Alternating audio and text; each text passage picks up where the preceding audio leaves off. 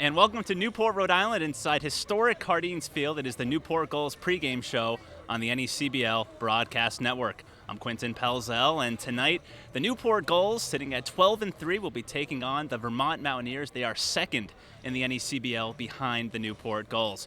As for the Mountaineers, they're coming off of a win last night against the Mainers. The Mountaineers hit 4 home runs, and that paced the victory for them. They are now 11-3-1 on the season, and tonight it'll be the University of Rochester right-hander Nolan Sparks on the mound for the Mountaineers. As for the Gulls, they were off yesterday, but they're coming off of a win against the Ocean State Waves. The Gulls hit 2 home runs in the first inning. Colby Branch and Trent Farquhar paced the Gulls. Don't go anywhere because we got interviews with players and coaches as well as first pitch. So you're listening to the NECBL Broadcast Network. Welcome back to the Newport Gulls pregame show. Quentin Pelzel here alongside me, Ryan Proto, who is the Newport Gulls catcher. And Ryan, it's a good season at UMass Lowell. Talk to me about how this season went for you, what you took out of it. Yeah, it was a good season. Like you said, we had our ups and downs for sure, but it was a good team, and it was good. I had a little struggle early on for the first first half of the season, but I was able to kind of make the right adjustments and finish the season on a much better note. So some good adjustments at the plate and stuff like that. And when you're going in a slump like that, offensively for you and mentally for you, how do you kind of move past that and work on it and come to the ballpark every day just trying to get better, knowing that it's struggling, it kind of stinks right now, but it is going to get better? Yeah, for me, it's always been like just remaining confident and remembering that you can do this. Like all the work you put in, like it's going to pay off. This game's hard. And just kind of remaining confident, doing the same stuff every day, whether I'm slumping or whether I'm feeling good, like the same pregame work, same preparation and all that. And it just kind of keeps me even-keeled and ready to, stay on the same level whether I'm performing well or not. And I always talk about this on the broadcast a lot. I marvel at how good the catchers are in the NECBL and how hard of a job that they have. You come in, you're learning 15, 20 new pitchers at a time. You have to call their game, know their tendencies, and as well, you have to hit too. So just talk to me about that transition for you. How do you learn these pitchers so well, and what goes into game planning for not only the opposing team's starting pitcher, but the pitcher that you're going to be catching as well? Yeah, it's definitely different at first because, you come into summer ball and, like, at school, you've worked with those guys, you've had all fall the prep, and you kind of know how they throw and what their pitches do and all that stuff. But then you get here, and for me, I've never played with any of these pitchers before, so it's a big difference. But we have a lot of good pitchers on the staff, and it's kind of easy when they're going out there and shoving and striking guys out and getting us a lot of outs out there. But it's definitely fun, kind of learning what they like to do and just stuff like talking to them in the bullpen, talking to them during the game and before their outings and stuff, just like what their go-to out pitch is and stuff like that. So. And summer ball, NECBL too, is all about how you develop as a player in summer ball, just work on some things and get better for the fall when you go back on campus. What are one or two things that you're looking to improve on here this summer in Newport? A big one is definitely just work on my hitting approach, keeping a rock-solid approach, like day in and day out, just knowing what I do best and sticking to that plan and being able to kind of adjust the pitches on the fly and not get into making the same mistakes over and over again. And then on the defensive end, just continue to be able to learn pitchers better and create better relationships with my pitchers just so that they trust me back there and we can have more success, I guess, better relationship. Awesome. Well, thank you so much, Ryan. Appreciate the time. That is Ryan Proto, Newport Gulls catcher. We'll be back with more on the Newport Gulls pregame show. Welcome back to the Newport Gulls pregame show. I'm Quentin Pelzel. Alongside me is Garrett Simpson, right-hander for the Newport Gulls. And Garrett, from Wright State, talk to me about how this past season went for you, both personally and then as a team-wise. It started off a little slow for us. I know for me personally, I didn't get as many innings as I wanted to start. But we started about 15, and then we got some calls from big leaguers, and they're like, you can turn it around. And I think we went 18-2 to finish the season. And we ended up going to the Terre Haute Regional. And we should have won some games there, but it's always good to go back to a regional. But other than that, finished off the year pretty good, can't complain. Started off in the bullpen and then worked up my way up to a starter towards the end of the year. That's a perfect segue into my next question. Now, you have experience as both a reliever and as a starter. Explain to me your preparation in the days leading up to a start as opposed to being a reliever and really not knowing when you're going to get into the game. I say relieving in the weight room, you kind of just got to lift every day. With a starter, you kind of have your set plan, and you kind of take days easier. Like the days leading up, you take a little bit easier, do more mobility type stuff with your lifts and stuff like that. And like going up to the game, I usually take about an hour and a half before the game, start stretching, mobility, sprint work, stuff like that. As opposed to relieving, I probably start 45 minutes before the game, getting everything hot and ready to go. And this is your second season now with the Gulls. Last year, you were just absolutely amazing out of the bullpen. Why did you come back here and pick the Gulls to play your summer baseball? Honestly, this is probably the number one place to play in summer ball. Don't get a big crowd. You get about 3,000 here at most points. And, obviously you can't beat the view. The water's about a block from the ocean or from the field, and it's pretty great. My host family's amazing. They're part of why I came back. And Chuck and Chris Patsos are amazing too. Great people. And just last question, are there any favorite places you like to do, or what do you like to do on your off day around here in Newport? A lot of us guys usually hit up the beach. We usually go to Rejects Beach, but my favorite place to eat is probably Smokehouse. I probably go there quite a bit. Awesome. Well, thank you so much for your time. Appreciate it. Continued success. That's Garrett Simpson, right-hander for the Gulls. We'll be back with more on the Newport Gulls pregame show. We're back with the Newport Gulls pregame live show. I'm Alexandra Shaw, and we're here with Frank Holbrook. And Frank, pitcher Avon Cabral, it's his first season on the team, and now he's been at the training camp with the national team. How would you say that being a part of this team, or even the university or Northeastern University, has kind of influenced him to be on that team? Yeah, he had a great successful season over at Northeastern this year. Started off as a number 3 or 4 starter for them, and throughout the course of the year was able to jump his way up to being the top starter. Had a great year there. Was able to come down here and be around some talented guys, and now he's down at Team USA working out down there. So I think life's come at him fast, but each year and each step he's been able to take on each challenge. So proud of him for doing that. Yeah, definitely. And tonight you guys are facing the Vermont Mountaineers, and this is your second time this season. How would you say the biggest takeaway from that game is going to kind of project into tonight's game? Yeah, they were a very, very talented team. We played very well that night. I think they have the second most wins in the NECBL and have done a really good job, so expect a good game, and we got to play our best in order to come out on the right side of things. And like you said, they're the second team in the NECBL to have the most amount of wins, and so you guys are the first team for that. And how are you feeling about going into tonight's game, knowing that fact? It doesn't really matter. I try and tell the guys, and whether it's at school or here, you try and it's like playing golf. It's up to you against the course. How well can you play that night? If you can play a crisp game and pitch it, play defense, and hit the ball well, then you'll be in a good spot to win baseball games. So I think keeping our focus on us is what's going to allow us to play the best and maybe have the most outcomes.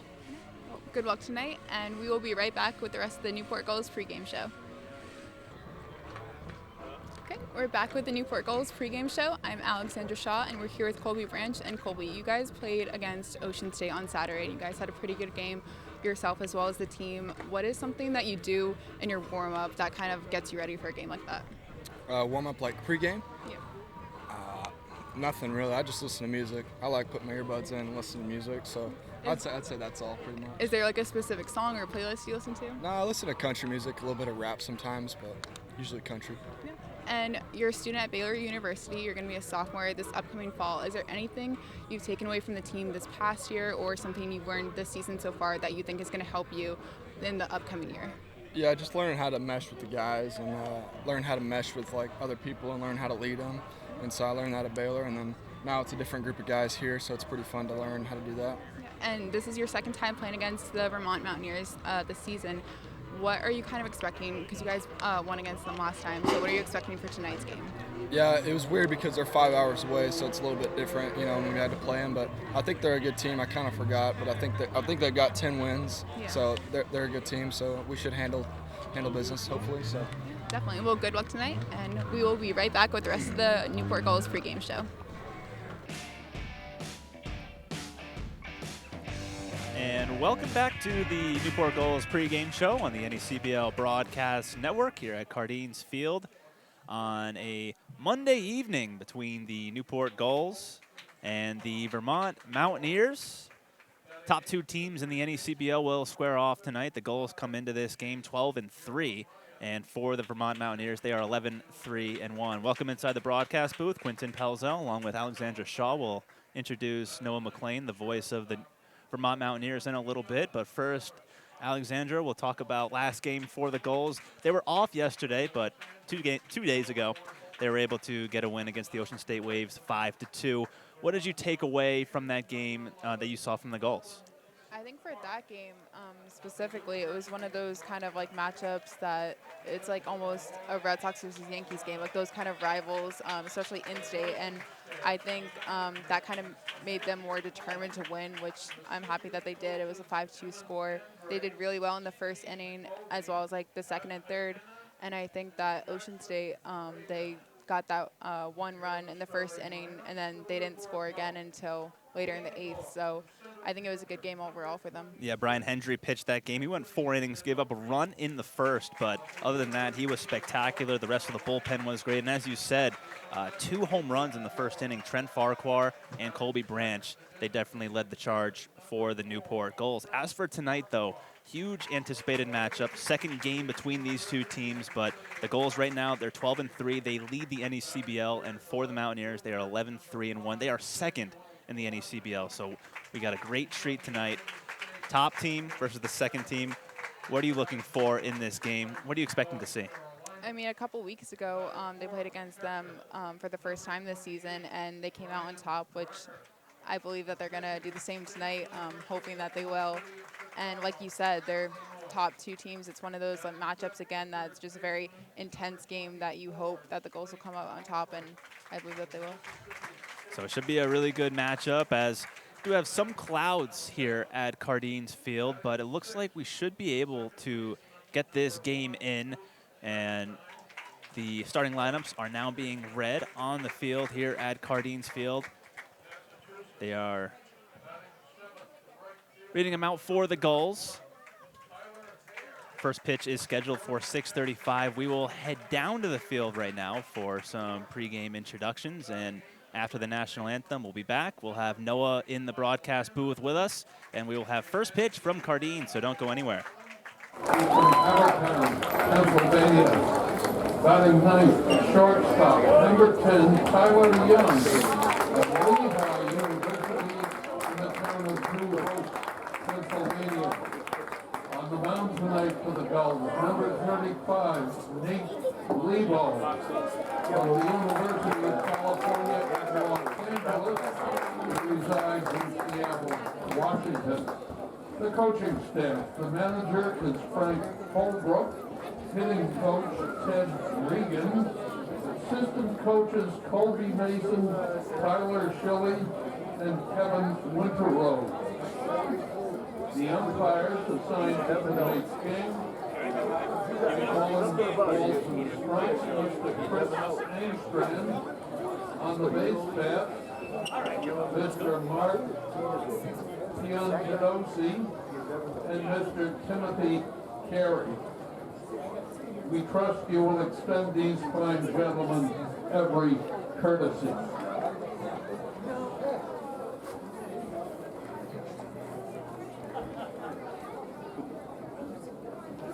Thank you, Don, and hello again, and welcome to Cardines Field for this matchup between the Vermont Mountaineers and your Newport Gulls.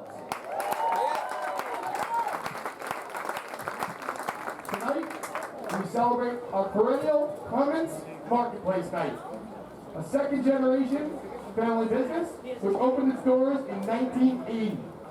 Over 43 years in business, they've had the fortune to work with thousands of amazing staff, all of whom are local students entering the workplace for the first time. Clements takes great pride in being a place for their team to learn and develop valuable skills while providing Aquidneck Island with the freshest foods and the best service available. Folks from Clements Marketplace are out here on the field with us tonight, and they're also enjoying down there in the clubhouse. Let's give them a big wave down there. Clements is grateful for their wonderful customers and all the work they do to support not only the Newport Gulls, but the many community organizations throughout the area. They also have an extremely popular and successful golf tournament, which will be played right here on Aquatic Island in Middletown at Green Valley on July 14th. Let's give Clements a big round of applause for their support of the Newport Gulls and so much work they do throughout the community. Before we get into tonight's ceremonial first pitches, I'd be remiss if I didn't introduce Ms. Tracy Anthony, the president of Clements Marketplace, who's here with us tonight.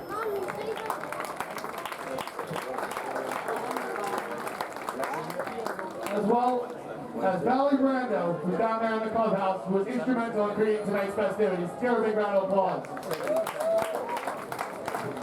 Thanks so much, Valerie.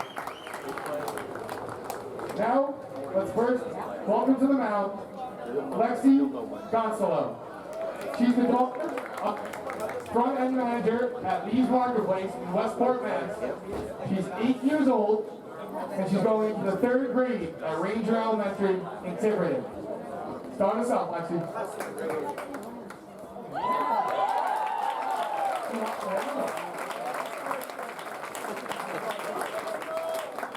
Next, he's the son of the retail accountant at Clements Marketplace in Portsmouth, Ray DeMello. He's 3.5 years old, and he lives with his parents, his younger sister Riley, and his Great Dane Paisley, right here in Middletown.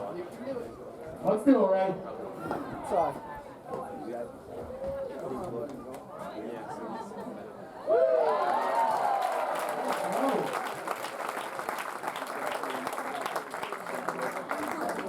Now, it's the son of Shane Murray, Clements Marketplace Meat and Seafood Manager, Wes Murray. He just turned 8, and he pitches and plays 3rd base for the Portsmouth Little League. He's also got a fabulous glove.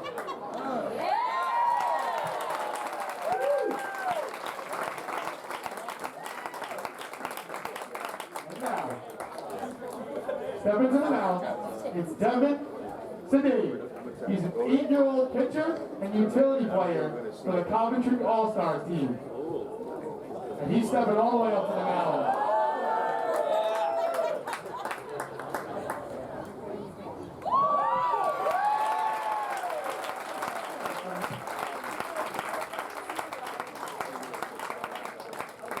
At this time, I kindly ask you all to please rise and move your caps as I welcome to the mound to perform tonight's national anthem, mother-daughter duo, Sharon and Lauren Holmes.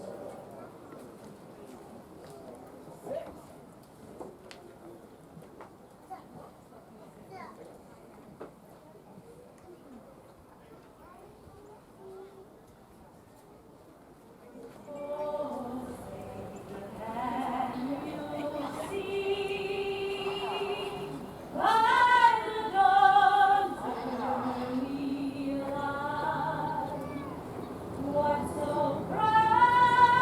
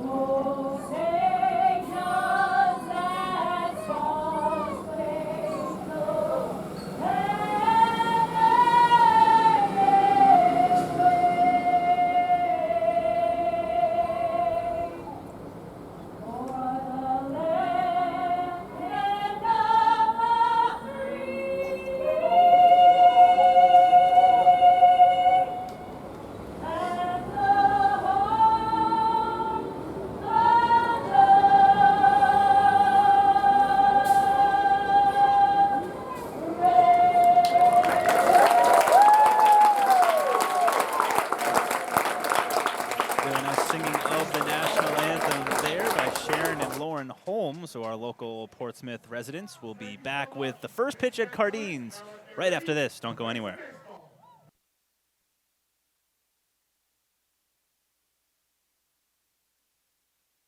Did you know that the NECBL plays over 40 games in under 2 months? That's a lot of baseball to stay on top of. If you want to make sure you don't miss a thing, sign up for the official NECBL newsletter, providing updates emailed directly to you, highlighting the best of the week that was. Don't miss out. Sign up at necbl.com.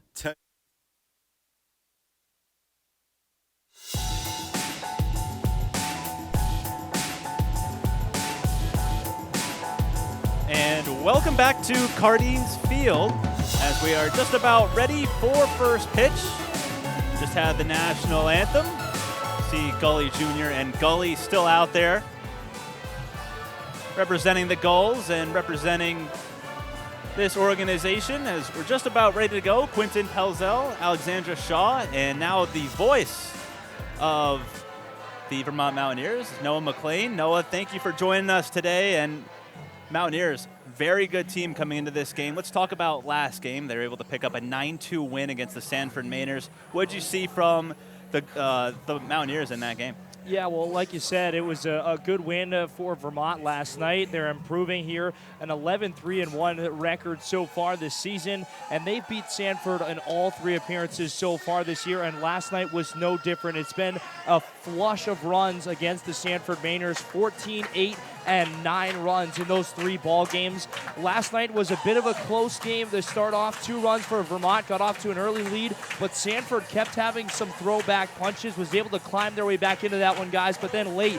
Vermont's offense came alive, and that was really thanks to, it was a double night in Vermont last night. I think there was 5 or 6, I'll have to double check that one, but the doubles were flying and the bat was hot, so we'll see what happens here today. And for Newport Gulls fans who are watching at home, who have not seen a lot of the Mountaineers play this year, they'll take a look at the record and say, oh wow, 11-3-1. They're the second best team in the NECBL. What has made them, or what has allowed them to be so successful early on in this year? Yeah, well, I think one thing is when, almost on the flip side of this, Quinton, they're not winning games when they can't score runners. And when you can put a guy on base, but unless he comes across the plate, it doesn't matter how many guys you put on the base pass. Vermont has been very aggressive with stealing bases. They lead the league. I think it's 44 or 45 on the season. Look for Evan Fox to continue that. But all around, we're talking Marshall Toole. We're talking Whitley, who's unfortunately not with us because he got injured in a game at Keene, but he will be back in a few weeks. But speed all around the base pass for Vermont. And honestly, like we said, the bats were good at the beginning of the season, but really coming alive, and we'll get into Nathan Waugh's numbers, but the NECBL Player of the Week honors, his bat has been electric. And you see the starting lineup on the screen. Noah, how about you read the starting lineups for the Vermont Mountaineers here, who come in with a record of 11-3-1, as we said, and they are first in the NECBL and hitting at .263. Yeah, well, let's take a look at the Vermont starting lineups. Leading off, it'll be Brandon Butterworth, followed by Luke Cantwell. George Rosales hitting in the number 3 spot. Hitting 4th, it's Nathan Waugh. Hitting 5th, it's Santino Rosso. Marshall Toole, Evan Fox, Jace Jeremiah, and the 9 hole is Tyler Cox. And Ali on the mound for the Gulls, making his first start of the season, is Nate Leibold. Yeah, so Nate goes to UCLA. He's originally from the West Coast, from Seattle, spent a lot of time over there, and he played for the Portland Pickles on the West Coast League before attending college. So he's definitely comfortable, and I actually got a chance to speak with him last week, and he said that coming over to the East Coast is a big difference, but he's enjoyed it. And tonight it's his first night starting. He has pitched twice this season, but tonight, again, it's his first night as a starting pitcher, and I think he's ready.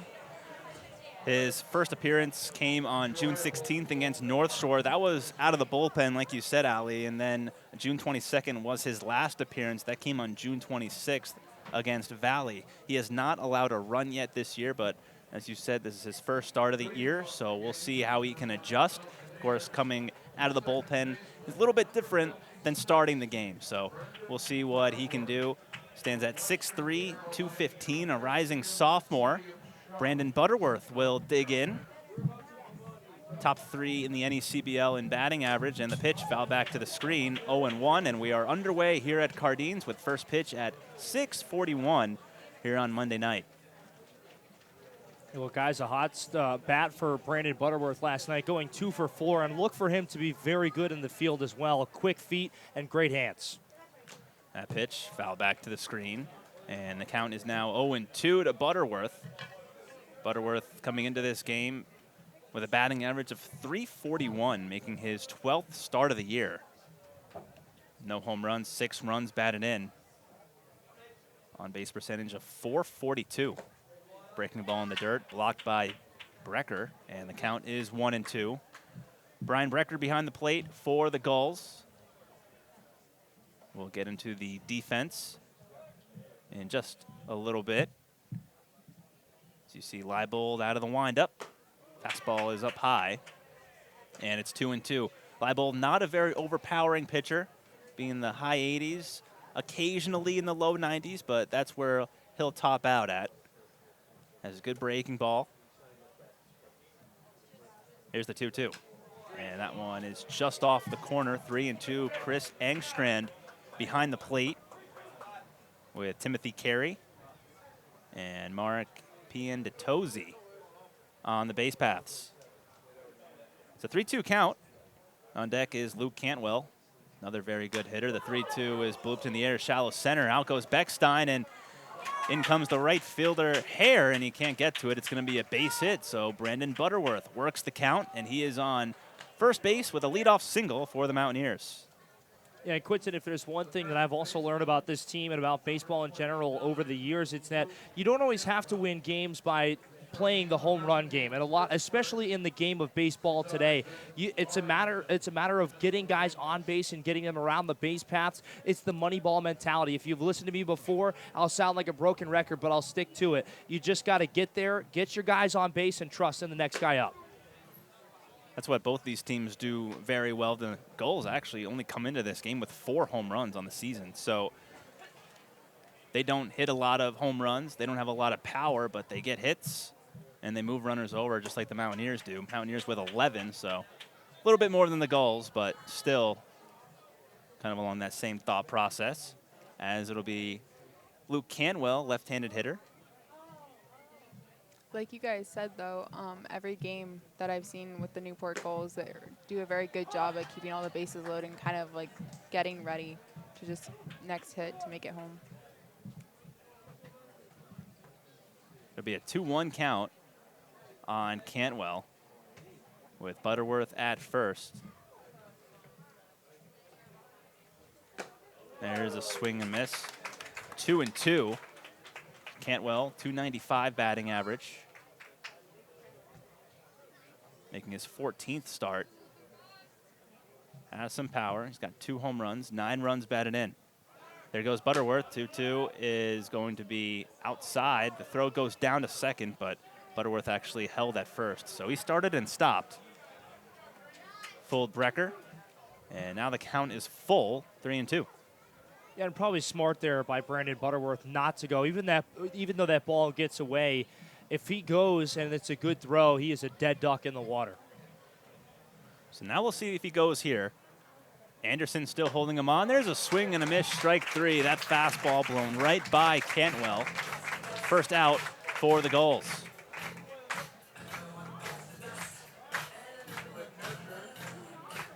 That's a big out there to start this ball game off, especially against Luke Cantwell, guys. He's had a very hot bat, a slightly cooler bat in the last few games, but we talked about those 11 home runs. 2 home runs have come from him, and they've been no doubters for sure.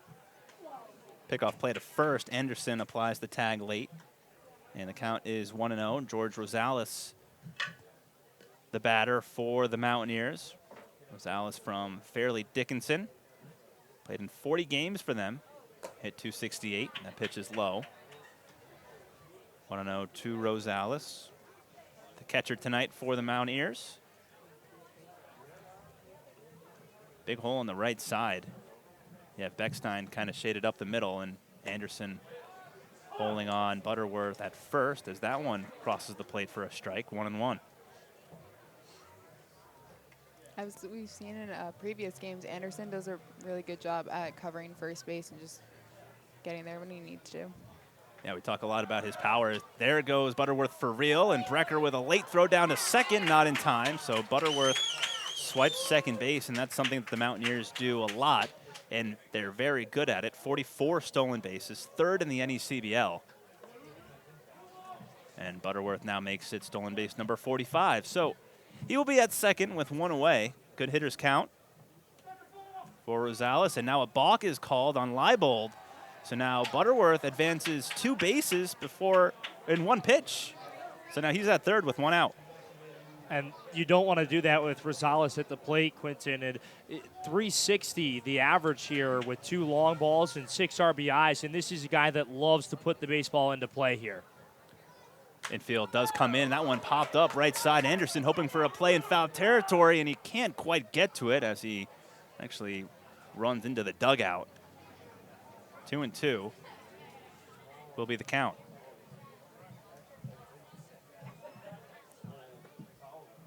And for all the Newport fans watching, this is no unusual thing, but for anybody on the Vermont side, or if you're just tuning in, a unique field layout here at Cardines Field. The dugouts, as we just saw there, right next to each other. That's got to make for a very interesting dynamic.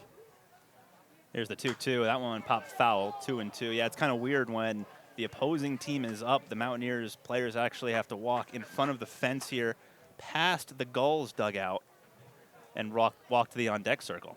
You got to wonder how much smack talk is going on down there. I don't even want to know what is said. The infield is still in for the Gulls. Here's the 2-2. Breaking ball low and outside, 3-2. On deck is Nathan Waugh, coming off of NECBL Player of the Week honors, just announced today by the NECBL. Had a fantastic week 2. 3-2. That one is lined into right field, falling fast, and it will be a base hit as it falls in front of Hare. Butterworth scores, and it's 1-0 Mountaineers.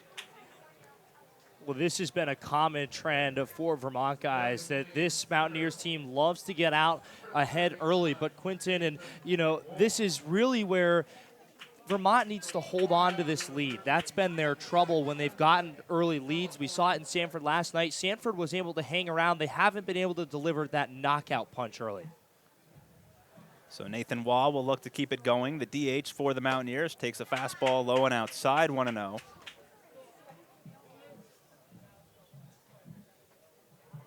Waugh, right-handed hitter. And that one is just off the corner. So now the count is 2-2 to Waugh, or 2-0 to Waugh, excuse me, as he stands at 6'5", 235. Played his college ball this past year at Cornell. That one is outside. 3-0 to Waugh with Rosso on deck. Yeah, and Waugh with a .538 average this week, 2 home runs, 6 RBIs, crossed the plate 6 times on his own, and also tallied up 2 doubles. Had 7 hits in his last 3 games. Has that average up to 286. It's a very productive Vermont Mountaineer lineup. Best batting average in all the NECBL, as there goes the runner. That one is hit out to center field. D'Onofrio will make the catch. Having to go back to first is Rosales. The throw comes into first, and it'll be a little wide. It actually hits the runner. So Anderson will go chase it down. So it's a long second out as Waugh is retired. And now the batter will be Santino Rosso. Yeah, we talked about the dugouts, but again, just for folks that may have never been to Cardines Field, this ballpark dimensions, the fence, instead of kind of having your normal shape, is going to come into center field. That light post out there is in play there in the middle of center field. And if you hit a home run here, if you sneak it over the right field wall, or I should say if you smoke it over the right field wall with how tall it is and that net, onto the roofs of some houses over there. Just the other day, one of them actually started to roll down and almost hit a window on one of those houses. Yeah, you definitely have to have some homeowner's insurance if you live next to a baseball field like Cardines. That one is going to be in there for a strike, 0-1. Defensively for the Newport Gulls, on the infield, it'll be Slate Alford, Tyler Young, Luke Beckstein, and Michael Anderson. That is left to right on the infield. And in the outfield is Sam Kulisigam, Anthony D'Onofrio, and Tyler Hare. There goes the runner, as that one is fouled back, 0-2. So the Mountaineers, as we expected, very aggressive here in the opening inning. Yeah, and guys, the Mountaineers, the other thing is they've had a lot of two-out life in this last couple of weeks here as we get pretty much now halfway through the NECBL season. The two-out magic has been plentiful for this Vermont team. There. And there's strike 3 as Rossos misses. So 2 strikeouts in the inning, but not before the Mountaineers score 1 run on 2 hits, and they strand a runner at first base. We'll head to the bottom of the first. Goals coming up, down 1-0. You're listening to the NECBL Broadcast Network.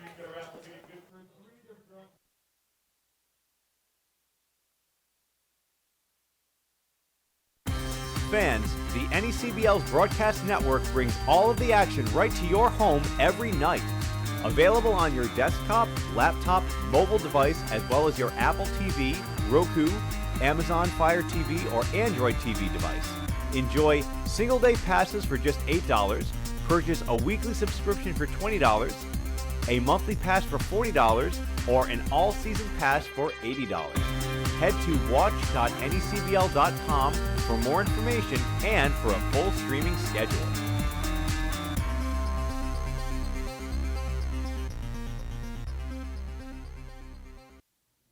On Sunday, July 23rd, the NECBL's best will head to historic Fraser Field in Lynn, Massachusetts for the 2023 NECBL All-Star Game presented by Metro Credit Union. Don't miss the marquee event of the summer. Visit asg23.necbl.com for more information.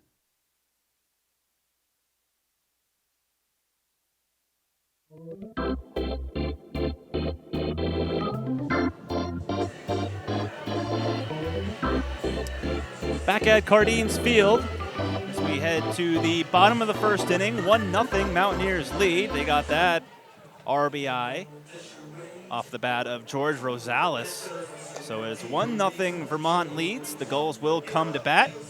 And the first batter will be Anthony D'Onofrio, followed by Trent Farquhar. Batting third is Sam Kulisigam.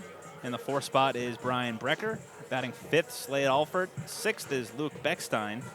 Tyler Hare, Michael Anderson, and Tyler Young round out the Newport Gull lineup. And on the mound, Noah, right-hander, looked really good this year, Nolan Sparks. Yeah, Nolan Sparks is the guy for Vermont. He's out there right now from Rochester University, and don't let the school or the division deceive you, folks. A 1.58 ERA, a 1-0 record in 2 games, went 5 2/3 in both, only allowing 2 runs off of 3 hits. As that first one misses off the outside edge, but Nolan Sparks facing off against Upper Valley on June 10th. And then the June 18th appearance against Sanford. So this is the 3rd appearance for the Rochester guy. That is fouled back, 1-1, as Anthony D'Onofrio will test the waters first. Center fielder for the Gulls. That's where he's played the majority of his games.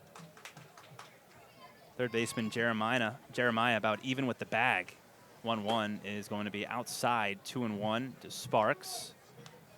Sparks actually got into the Cape last year, played in the game. Really not something you see from a Division III kid playing in the Cape Cod League last year, albeit just 1 game, but still. As that one is inside. 3-1 to D'Onofrio. On deck is Trent Farquhar.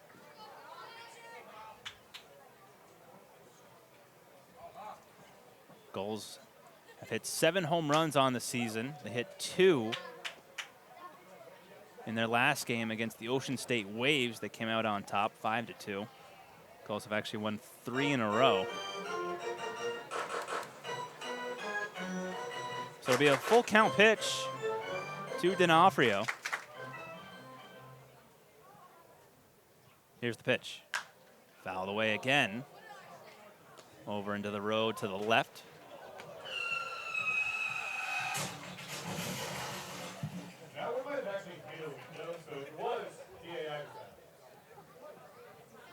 Sparks works out of the stretch, even though there's no one on base. Here's the 3-2. That one is a check swing, kind of emergency hack, and our photographer over down the left field line showing off the dance moves, getting out of the way of that ball. So it is still 3-2 to D'Onofrio, who had a fantastic season for Quinnipiac. Was first team All-MAC, also first team All-New England. One of the best players in the Northeast.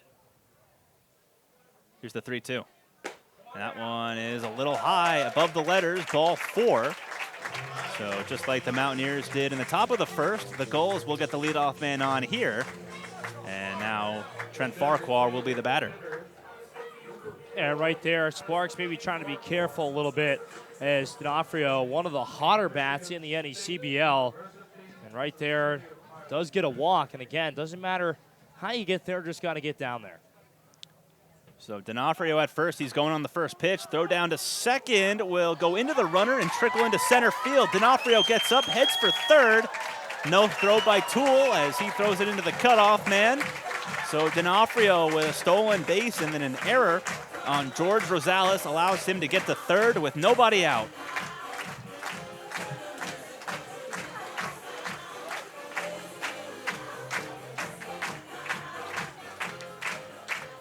So the Gulls trying to get that run right back. Third baseman Jeremiah even with the bag. The rest of the infield is back, so they're conceding a run. The 0-1 is high and outside. Fastball at 92 from Sparks. Farquhar, all Big Ten second team. Actually a two-time recipient of the Defensive Player of the Year award, which is given to the best player defensively for Michigan State. So as good as he is offensively, terrific defender as we have seen throughout the first 15 games of the year. And that one is swung on and missed. Fastball coming in at 93, 2-2. Sparks can get it up there. This is about the fastest that the Gulls have seen this year.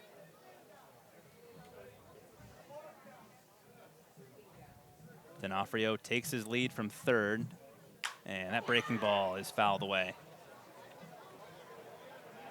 So really good at bats early on for the Gulls. D'Onofrio had a full count walk. And now Farquhar with 2-2, and he's fouled off a couple pitches. So you see Frank Holbrook, the manager for the Gulls, throwing it into the crowd. And that one is swung on and missed, strike 3.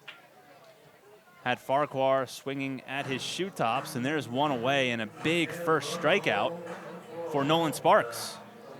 Yeah, that's a great pitch and one that Sparks you'll see a lot of hitters chase, Quinton. And even though if you're watching at home, you see that ball was in the dirt, that's one that doesn't look like it's going to go into the dirt until the last second. So much movement and controlled awareness from Sparks right there to get him to chase that.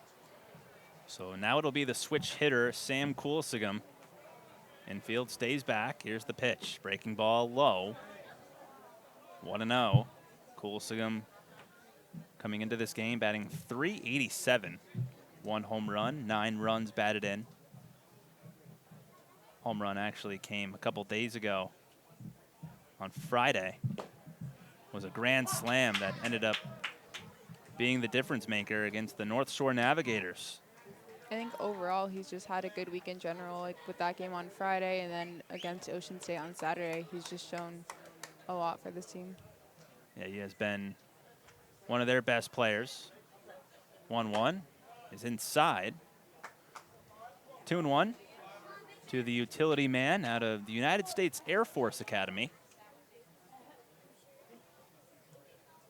Had a terrific season, batted well over 400 for them. Second team All-American.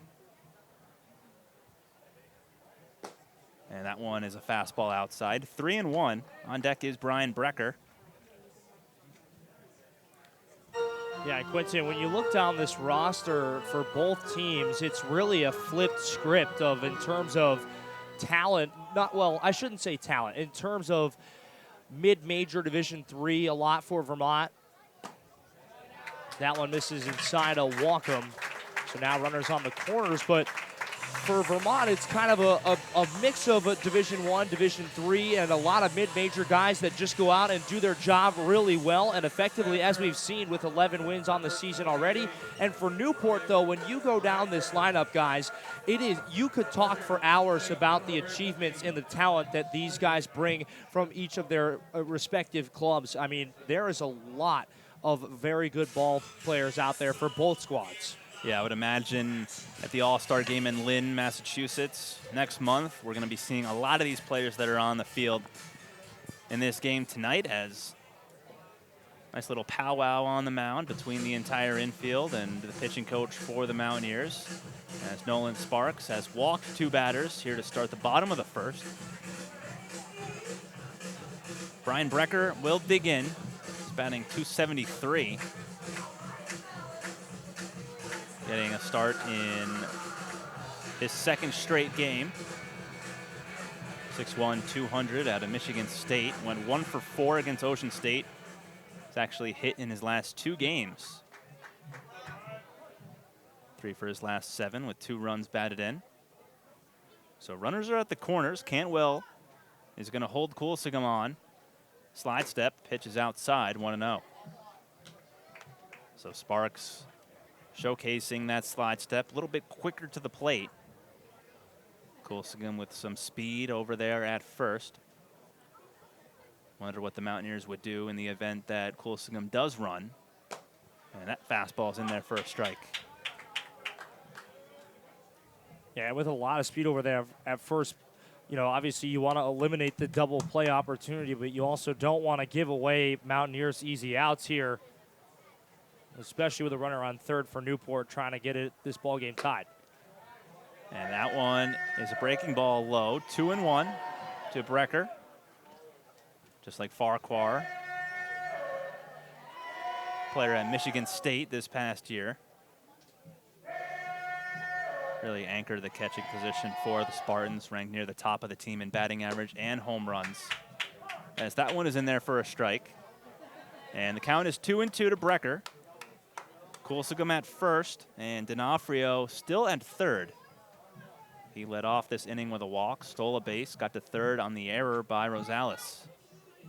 Infield and double play depth, outfield straight away. Here's the pitch. And pitch just off the end of the bat. Still 2-2 on Brecker as he stays alive. Yeah, good defensive hack there by Brecker. He knows that right now anything close he's got to be aware of. And even though he doesn't put that ball into play, keeps himself alive and runs the pitch count up, which has already been a little bit more than Sparks may be used to here. Sparks has the sign. Here's the 2-2. And that one is flied high in the air to left field, medium deep. Fox ranging over towards the line. D'Onofrio tags up. Here's the throw to home. It will go all the way to home plate, but D'Onofrio too quick. He's in at home to score the first run for the Gulls as Coolsicum goes into second, and the game is tied at 1. And again, you don't have to play it long ball there. You see just going out, Fox able to get under it and has a pretty good throw in, but a lot of speed and able to just tag up there, was deep enough for the run to score. And now, if you're Sparks, you know, don't hang your head either, because obviously, you know, your defense didn't help you out on the throw down to second base and then over there to third when it gets by him. So that one's not even really on him. No, as of right now, that is an unearned run. We'll see how the rest of the inning takes shape. But Slade Alford, the batter. And he takes a ball inside, 1-0. Alford playing third base for the Gulls. Coolsicum at second, so you got to think a single here would most likely score him, as that one is flied foul out of play. Oh. Look out over there. I think that just caught somebody over there in the stands. Hopefully everyone is okay. Alford from Madison, Alabama, just announced a couple weeks ago that he will be transferring from Michigan State to Georgia, so staying in the SEC. 1-1, that's a swing and a miss. 1-2.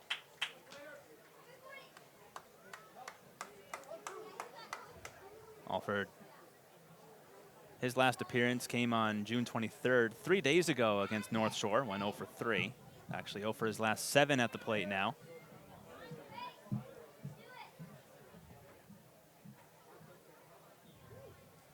Sparks with a long pause, the 1-2. That one is popped up, shallow center. Toole is there, and he'll make the grab one-handed. That'll do it for the Gulls here in the first, but not before. They score 1 on a sacrifice fly by Brian Brecker. We'll head to the top of the second. Score is tied at 1 here at Cardines. Well, it was quality, the consistency, knowing that when I take them out, they're going to be the same every time. And the second was stay connected by following the New England League on all of our social media channels. Like us on Facebook at facebook.com/NECBL. Follow us. I'm turning dreams into reality. In the lab with the formula and chemistry. The memories spark and motivate and make the industry shake. We put the balls in the brakes. I'm talking one chance at best, yes. Painting pictures for the culture, keep the brushes fresh. Flip the camera with the drummer, passion never rests. Freedom is our teacher, under pressure, now we blessed. Yeah, it's one one shot, now the future is yours. Let's go.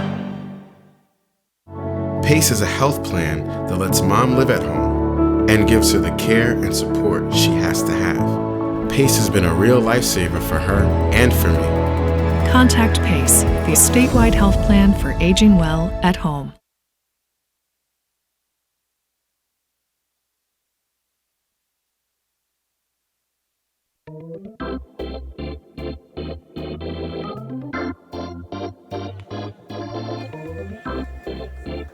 Back at Cardines. 1-1 is the score between the Newport Gulls and the Vermont Mountaineers. Quentin Pelzel with you, along with Alexandra Shaw, and the voice of the Vermont Mountaineers, Noah McLean. Hanging with you on a Monday night. NECBL action, 1 versus 2 in the entire league. What a terrific matchup that we've got tonight, as Nate Leibold back to the mound for his second inning of work and deals a fastball outside to Toole. 1-0, it'll be Marshall Toole, Evan Fox, and Jace Jeremiah. That one is lined foul, deep down the right field line. Yeah, and Newport just dodged a bullet right there, guys, because if he straightens that out, that is a no-doubter here at Cardines Field. That ball is into a few rows of houses. Leibold comes back with a fastball outside, 2-1 to Toole. Toole played in 54 games for Wolford this past year, at a 309. That one is stung in the air to the left field, slicing towards the line. Coolsegum on the run, then he makes the running catch. Nice play there by Sam Coolsegum, 1 away. Yeah, that's a nice play out there in left field, as that ball was moving very quickly towards the foul pole there. And Toole retired for out number 1. That'll be Evan Fox from Stony Brook. He'll dig in. The number 7 hitter in the lineup for the Mountaineers. Pitch from Leibold is a little low. Counts 1-0.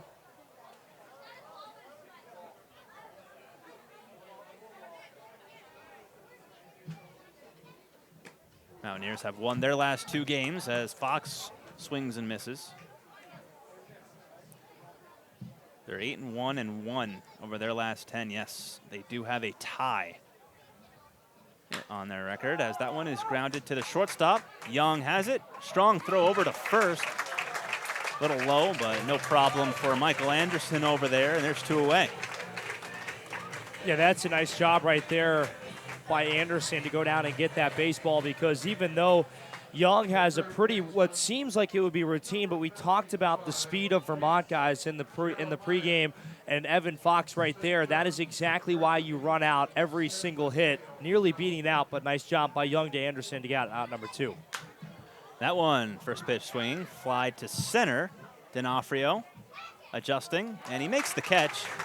That'll do it for the Mountaineers here in the second inning. That is now 5 straight batters retired by Leibold. We'll head to the bottom of the second. 1-1 is the score.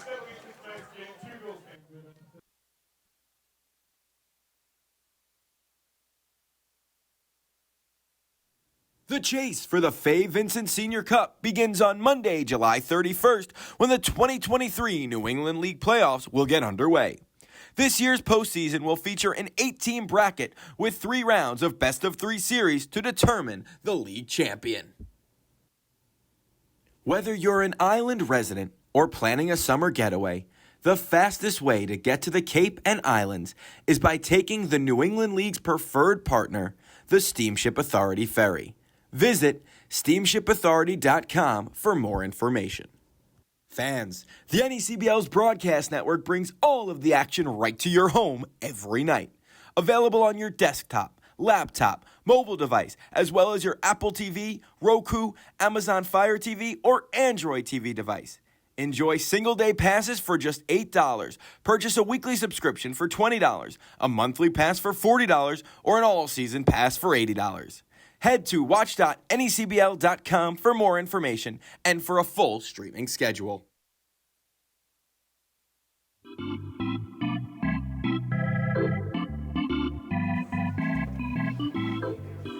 Three up, 3 down in the top of the second as Leibold got through the second rather easily. We'll head to the bottom of the inning. 1-1 is the score. Quentin Pelzel, Alexandra Shaw, and Noah McLean with you on this Monday evening. The clouds are still here. There was some threat of a thunderstorm or some rain throughout this game, but so far so good for us. And a lot of the players and coaches actually before the game were talking about the threat of fog possibly rolling in here as we get deeper into the game. So we'll keep you updated on that. As the batter now is Luke Beckstein. It'll be Beckstein, Hare, and Anderson due up against Nolan Sparks. Beckstein from Northeastern, breaking ball in there for a strike, 1-1. Playing second base for the Gulls tonight. We've seen him play second and third this year. Another breaking ball that backs up on the inside corner for a strike. And it's 1-2. Beckstein with a .381 average coming into this game. Choking up on the bat with 2 strikes. The pitch is chopped down the third base line. Tough play for Jeremiah. Grabs it, throws to first, and he gets the speedy Beckstein one away. Nice play by Jace Jeremiah. Yeah, that's great awareness right there to wait on this baseball. Watch this again as the bounce takes a high hop. Jeremiah waits for a moment, then charges and fires over there, and a great stretch by Cantwell, who not only has a great bat, but guys, he can go into that full split mode. And the Pittsburgh guy, a great player to have over there at first base. Yeah, I feel like with a lot of these players, their defense kind of gets overshadowed because they're so great offensively. Everyone talks about how great they are. They can hit the ball hard, hit the ball far, but, I mean, same thing with Michael Anderson, too, who is the opposite number over there for the Gulls. He's a really good defender, and Cantwell, as we just saw, showing off the glove.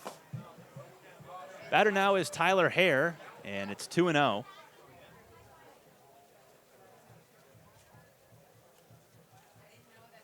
Hare with a .222 average. Playing in his 11th game of the season. And that one is inside, backing Hare away, and it's 3-0 quickly. Tyler Cox shaded up the middle on the left-handed hitter, so big hole on the left side of the infield. Outfield also kind of shaded to the right side. 3-0, a swing and a miss. Healthy cut by Hare. comes up empty.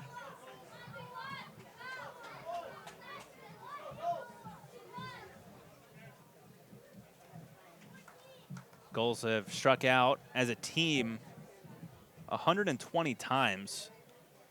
3-1 is fouled away, 3-2, which actually is one of the lowest in the NECBL. And the team that has actually struck out the least amount of times is the Vermont Mountaineers. They're only at 94. Gulls are second at 120. So Mountaineers, you can kind of see why they have the highest average in the NECBL, as Sparks comes all the way back from 3-0 and strikes out Hare, 2 down.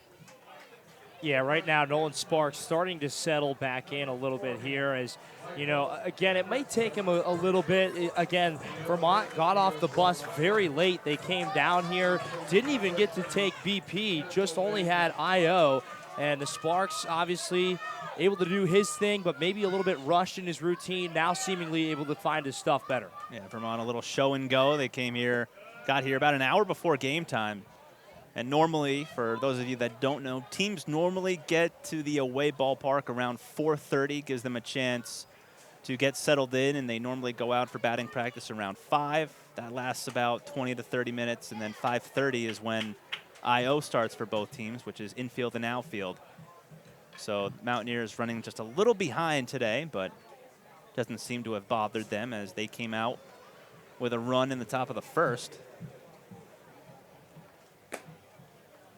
Anderson takes a ball outside, 2-1, to the University of Rhode Island product. Seen him pitch some games this year for the Gulls. And that one is hit into the gap in left field, but over that way is Evan Fox. No problem for him. 1, 2, 3 go the Gulls. So each pitcher exchanges 1, 2, 3 second innings. We'll head to the third. Score is tied at 1. You're watching the NECBL Broadcast Network.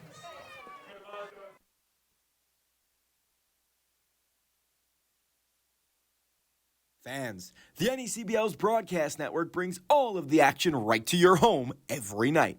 Available on your desktop, laptop, mobile device, as well as your Apple TV, Roku, Amazon Fire TV, or Android TV device. Enjoy single-day passes for just $8. Purchase a weekly subscription for $20, a monthly pass for $40, or an all-season pass for $80. Head to watch.necbl.com for more information and for a full streaming schedule. Whether you're an island resident or planning a summer getaway, the fastest way to get to the Cape and Islands is by taking the New England League's preferred partner, the Steamship Authority Ferry. Visit steamshipauthority.com for more information.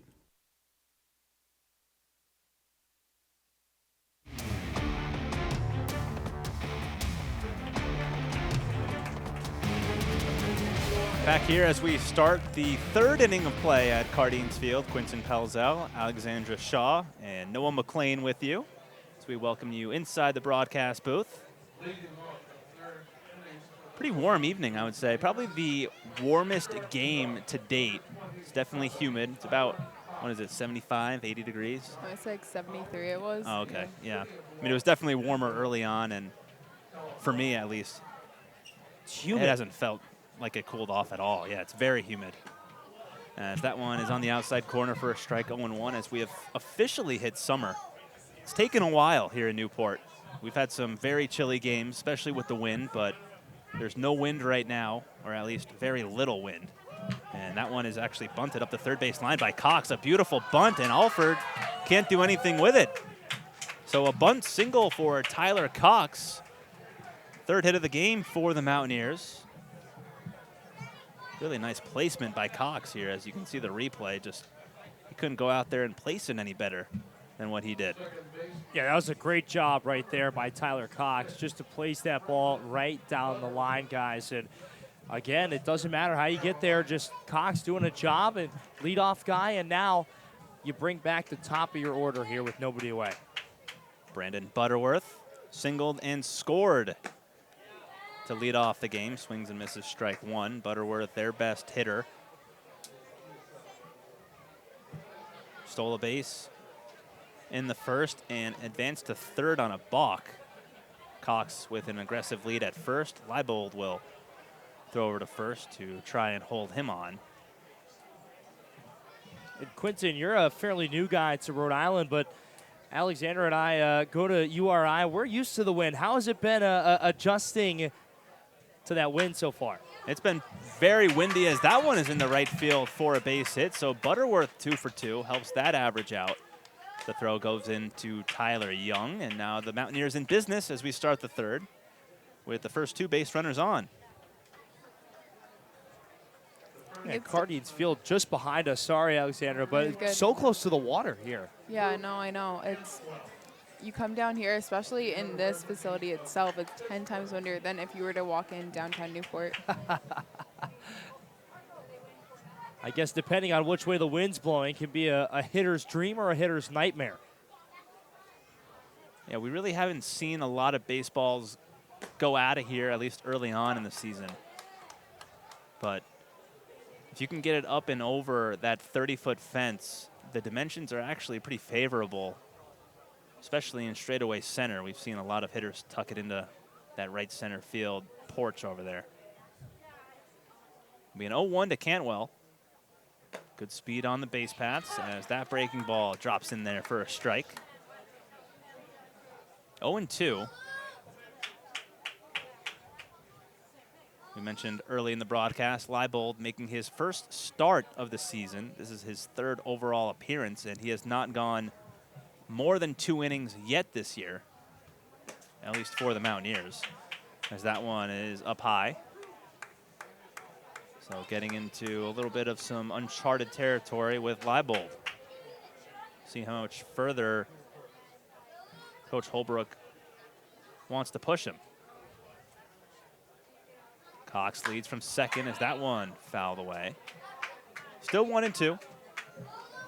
I think that this is definitely going to be a close game for these two teams because I feel that they're both just very determined to kind of improve where their standings are for the league itself. But I think that first inning they both got a run, and now it's everything's set in and they're really kind of pushing for, especially the Mountaineers right now, they just seem very determined to win this game. That one is hit high and deep to center field. Tagging up at second is Cox. D'Onofrio makes the throw. It goes into third and airmails Alford. Backing up the play is Leibold, but that throw not only allows Cox to get to third, but Butterworth advances to second. So very smart base running by Butterworth, and that throw probably should have gone to the cutoff man, but instead, 2 runners in scoring position with only 1 out. Well, and I tell you what, if it gets over the head there, luckily there's a wall right there to stop it. We're not at Recreation Field where if it goes over the head of the third baseman, you can kiss it goodbye. That ball's into the dugout, and it's scoring a run for sure. Yeah, these 2 ballparks, Montpelier Recreation Field and Cardines, 2 different ballparks in terms of the foul territory. I mean, there is almost no foul territory to speak of, even behind home plate here, down the left field and right field lines. There is not too much room. And then when you look at Montpelier Recreation Field, the home of the Mountaineers, there's a ton, especially the backstop. The 0-1, that is hit high in the air to right center field. Should be deep enough to score the runner Cox. Hare will make the catch. The throw will go into third, and it's not in time. Scoring on the play is Cox. Sacrifice fly for Rosales. His 2nd RBI of the game gives the Mountaineers a 2-1 lead. Yeah, nice piece of hitting right there by George Rosales. Just tucked it into that right center field corner back there where the vines are growing in full, as you see, just deep enough to have Cox go. There wasn't even a throw home, where rightfully so, as it was deep enough to only play was out there to third base. Yeah, tried to get Butterworth napping a little bit, but he dove into third safely, and now here is Nathan Waugh, who flew out to the center fielder D'Onofrio in his first at-bat. Big run for the Mountaineers over there at third, trying to extend their lead. Already 1 home for Vermont. Here in the third, the 1-0 is going to be in there for a strike. 1-1.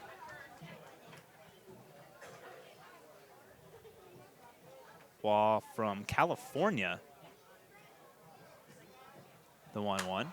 fouled away. As is Tyler Cox, who just scored that last run. A lot of California kids in this game. Of course, Leibold from the University of California, Los Angeles, UCLA. 1-2 pitch. A check swing. Did he go? No, he did not, says first base umpire. So it'll be a 2-2 count. Infield back. Outfield straight away as Leibold tries to limit the damage. Another breaking ball and another take by Nathan Waugh. Count is now full, 3-2. Leibold at an even 50 pitches through the first 2 2/3. Another breaking ball outside, ball 4. So really good at bat by Waugh. He's on base for the first time tonight.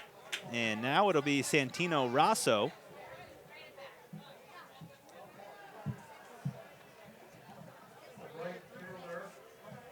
And now there's going to be time called as the Vermont Mountaineer manager, Mitch Holmes, will be talking with Rosso and actually both of the base runners who were on base, Butterworth and Waugh, along with Rosso.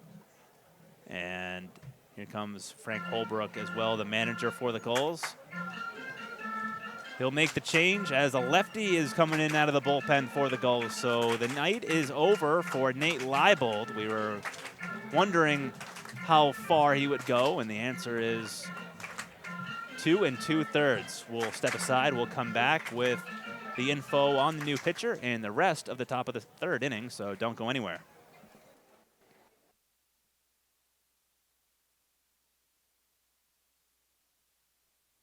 On Sunday, July 23rd, the NECBL's best will head to historic Frazier Field in Lynn, Massachusetts for the 2023 NECBL All-Star Game presented by Metro Credit Union. Don't miss the marquee event of the summer. Visit asg23.necbl.com for more information. The choice of Major League All-Stars is now the official batting gloves of the New England League, Bruce Bolt. Bruce Bolt batting gloves are handmade by skilled craftsmen using 100% real Cabretta leather. The stitching, materials, and unique design make these the best-fitting, most durable batting gloves in baseball. For more information, visit brucebolt.us. That's brucebolt.us. Fans, stay connected by following the New England League on all of our social media channels. Like us on Facebook at facebook.com/NECBL. Follow us on Twitter and Instagram at the NECBL, and subscribe to our YouTube channel as well. Located at 269 Spring Street, Newport.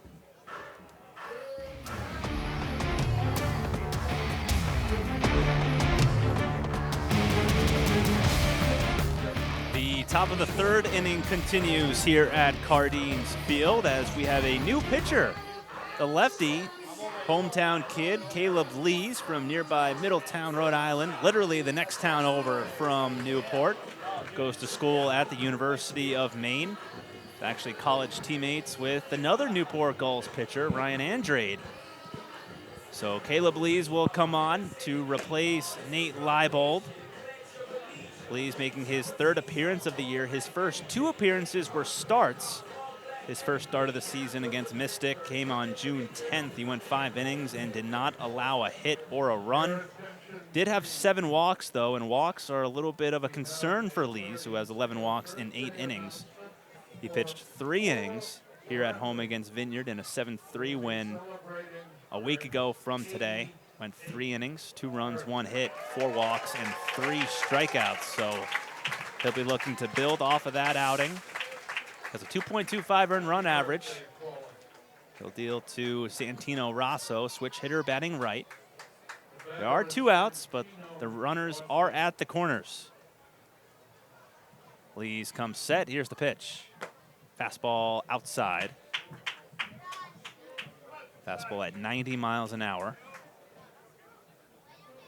Rosso struck out with George Rosales at first base to end the first inning. 1-0. That is lined to right. On the run is Hare. Moving over, and he makes the grab on his knees. And that'll do it for the Mountaineers as Caleb Lees comes on and puts out the fire. We'll head to the bottom of the third, but the Mountaineers did get a run, so it's 2-1. Vermont leads over Newport. You're watching the NECBL Broadcast Network.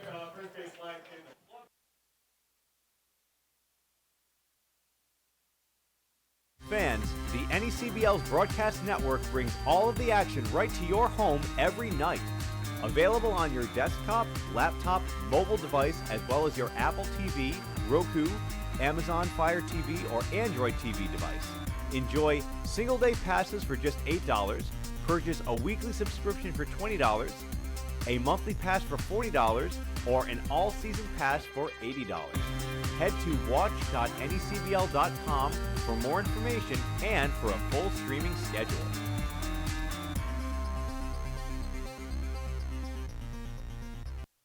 Fans, stay connected by following the New England League on all of our social media channels.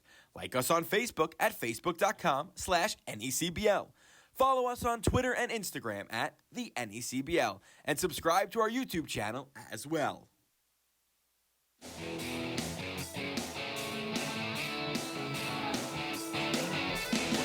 Back at Cardines, 2-1. Mountaineers with the lead over the Gulls. Quentin Pelzel, Alexandra Shaw, and Noah McLean with you. So we welcome you inside the broadcast booth again here in the bottom of the third inning. 2-1 Mountaineers with the lead, and Noah, Mountaineers have gotten off to a good start. As we said earlier, they got off the bus a little late, but put up 2 runs here against the Gulls, who are leading the NECBL with wins. Yeah, it's been a productive first few innings. Obviously, those 2 out of the 3 runs scored.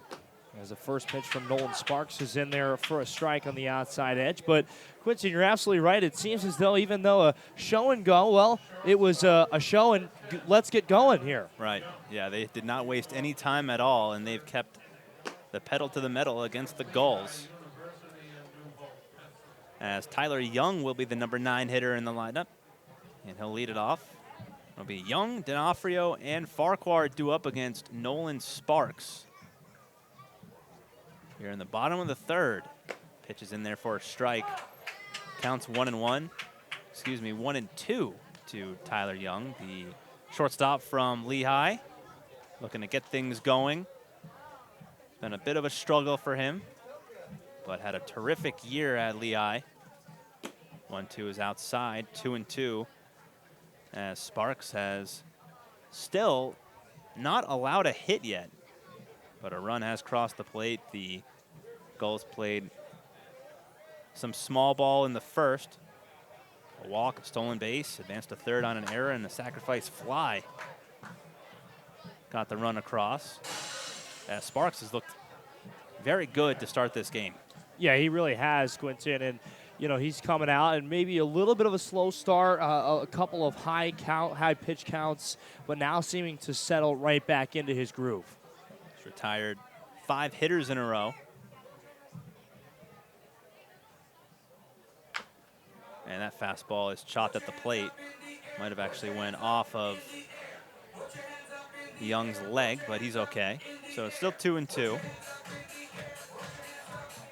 Yeah, guys, something to note is for Vermont already 3 runners left in scoring position, given those runners were on board with 2 away, but still we talked about leaving runners on the base paths. And Young reaches for 1, fouls it away, still 2-2. Certainly revisit that as we get deeper into the game if there are more opportunities that the Mountaineers leave off the base paths, or if the score stays the same. Gulls have only left 1 base runner on. That was in the first. Pitch is outside. Good take by Young. 3-2 with D'Onofrio on deck. This is the second and final meeting between these 2 teams of the year. Gulls went down a couple weeks ago to Vermont. Actually, I should say went up to Vermont. 3-2, swung on and missed, strike 3. Blew the fastball by Young. Third strikeout of the game for Sparks. And there's one away. Yeah, and guys, really quickly, just for everybody listening, in case you don't know, I'm sure you've heard Quinton maybe say it a couple times from Worcester, Vermont here, maybe not, but I'll go ahead and talk a little bit about it because Quinton and I grew up, well, partially Quinton grew up there, originally from Connecticut, and then moved down to Vermont. And Quinton and I grew up in the same hometown together, went to the same high school, and now both in the same league. Quinton used to broadcast for the Mountaineers. Both have done that. Both now at school in Rhode Island, and both now back in the NECBL and calling games together. So a small world, and I'm happy to be living in that small world with you, Q. Yeah, it's great to have you here, and who would have thought that we'd both be broadcasting the same game, broadcasting together. And yeah. I know a couple years ago, I think it was Keene, and there's maybe one or two other teams that they do bring their away broadcaster, but because of contractual obligations with their radio stations, they're not able to work with us. So you fly solo when Keene comes to visit you, and I know, Noah, you came in and were a guest broadcaster with me as D'Onofrio bloops a single into left field. Second time that he is on. First hit of the game for the Gulls. Went out base runner for Newport here. Yeah, and hopefully my broadcasting has since improved. I think when I was doing that with you, Q, it was, let's take a look at his height, weight, and school, and just read that off the green sheet. I was a freshman in high school, and that was really before I had gotten any repetition. So hopefully all of you guys are experiencing a little bit of a better experience. Well, Noah, if you've listened to me, I do the same thing right now. I list their height, weight, and school. So well, that's not a diss. At least you sound good doing it. I sounded like a 5-year-old kid doing it. So it'll be a 1-0 to Trent Farquhar. D'Onofrio stole a base in the first, so they got to keep a close eye on him. It's 1-1. It looks like Sparks also has a little bit of a cutter, or it might be a slider. It's a slurve. At 86 miles an hour, that's a pretty good pitch. That's the pitch that he got Tyler Young out on. 1-1. A little low, can't be brought in by Rosales, but no advance by D'Onofrio at first. So good hitters count for Farquhar.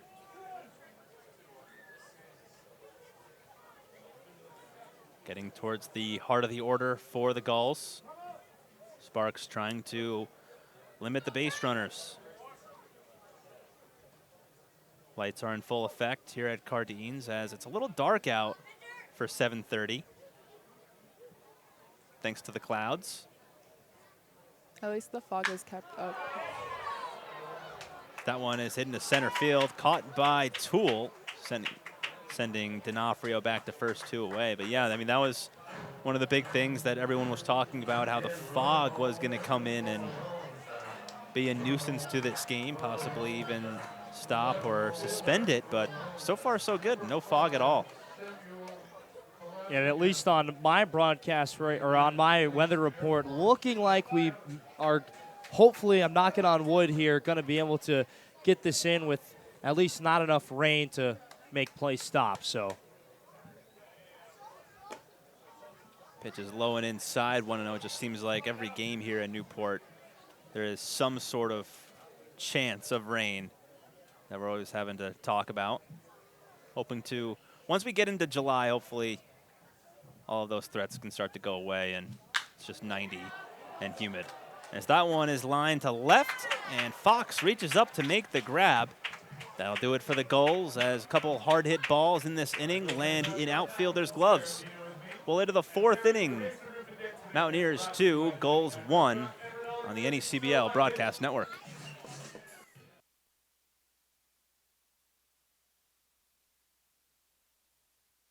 Did you know that the NECBL plays over 40 games in under 2 months? That's a lot of baseball to stay on top of. If you want to make sure you don't miss a thing, sign up for the official NECBL newsletter, providing updates emailed directly to you, highlighting the best of the week that was. Don't miss out. Sign up at necbl.com today.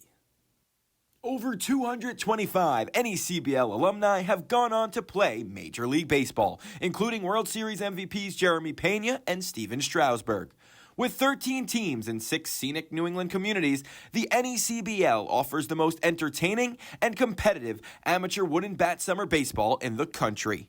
Now celebrating over a quarter of a century of excellence, the New England League showcases baseball's brightest stars as they keep their eyes on their dream. For current team information, rosters, and schedules, visit necbl.com.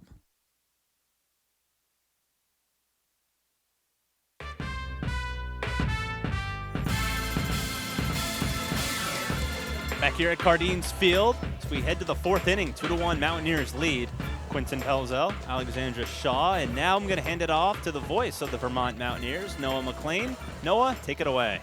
Well, thank you very much, Quinton, and again, appreciate being here with you and Alexandra as well. And well, we talked about a small world. I also go to school and have classes with Alexandra, and a great co-host here tonight, and wonderful to be along two familiar faces. And folks, we'd like to thank you for joining us here on this Monday night between number 1 and number 2 in the NECBL, as it is the 4th inning of action coming your way on your home screen or your radio, so to say, if you're walking around the house and just listening to us. Vermont with a small 2-1 lead here, as it'll be Marshall Toole who shows bunt but pulls it back in time to lead off this inning here for Vermont. The NECBL also has a Roku app. Yes. I did not know that until my girlfriend said that she was watching from our TV. I was like, how? Bunt shown, and that'll be right back to the pitcher, toss to first, and it'll be in time to get him. So nice job there by Lays, who just fires on to first, and Anderson quickly makes that catch. And 1 up, 1 down here for Vermont in the 4th. Nice play by Lee off the mound, the left-hander. Kind of makes it a little awkward because you have to turn around to make the throw to first, but Lee's certainly very capable of doing that. Good athlete, too. First pitch to Evan Fox. Bounces in front of the dish for ball 1. A Ballston Spa native in Fox. Plays his ball not too far away from there at Stony Brook. And a 2-year guy here for Vermont as he takes ball 2 downstairs. A great guy to have in your lineup. All of last year and almost all of his games at Stony Brook, he's been the leadoff guy. This year struggling a little bit with the bat. The 2-0 drops downstairs. And guys, one thing about Evan Fox is he may have a low average, but he's on the base paths a lot, and when he gets out there, he is unbelievably quick. 39 stolen bases at Stony Brook, good enough for 3rd best in the nation. The pitch, 3-0, that finds the inside corner for strike 1. Yeah, we saw in that 1st inning, grounded out to Tyler Young, and it was a routine ground ball, but Fox made it really close. It was a bang-bang play at first. 3-1 pitch is ripped foul. That'll go up and over the stands and into the streets of Newport. And we'll say part 3 of our interesting dimension conversation tonight. We talked about the dugouts, center field, and the full count will send a ball downstairs to Fox, and a freebie issued there by Lay.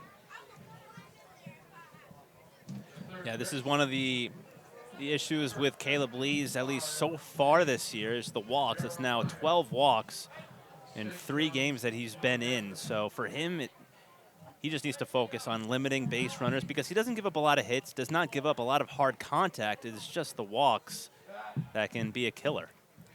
And Newport must have been looking at the scouting report that we were just talking about as before even coming home to Jace Jeremiah, they're going to check over there on Fox at first, but he's back in there standing. Long look over from Lees, and now he'll deliver home. Jeremiah is going to take ball 1 just off that outside edge. Jeremiah flied out to center his last time up. 0 for 1 on his day. And another check back over to first base, and Fox back in there again safely. Where's that red helmet? Vermont deciding to go with their own helmets this year. My personal favorite, the TJ Williams bright Fighting Irish, the Notre Dame helmet.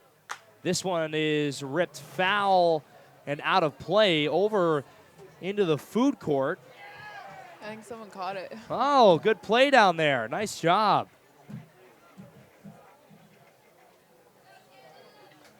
So the Stripes flush across the top. 1 ball, 1 strike, 1 away. Fox with a lead off of first. Jeremiah awaits this one. Lays delivers. Chopped foul right back towards us, and the count will go to 1-2. And you're absolutely right. You touched on it earlier, Quinton, but guys, a pretty dark sky already, especially as we get later into the summer. We're used to more sunlight and sunsets here in Rhode Island, but tonight a little different. But hey, as long as we don't have thunder, I'll be okay with it. Another check, the third one back over to first base. Same result there. Fox in standing. Yeah, at least you guys don't have to go all the way back to Vermont tonight, though. Yes. Yeah, you guys had a long day of travel a couple of weeks ago. 1-2, runner goes. That's upstairs. Throw down to second is a good one.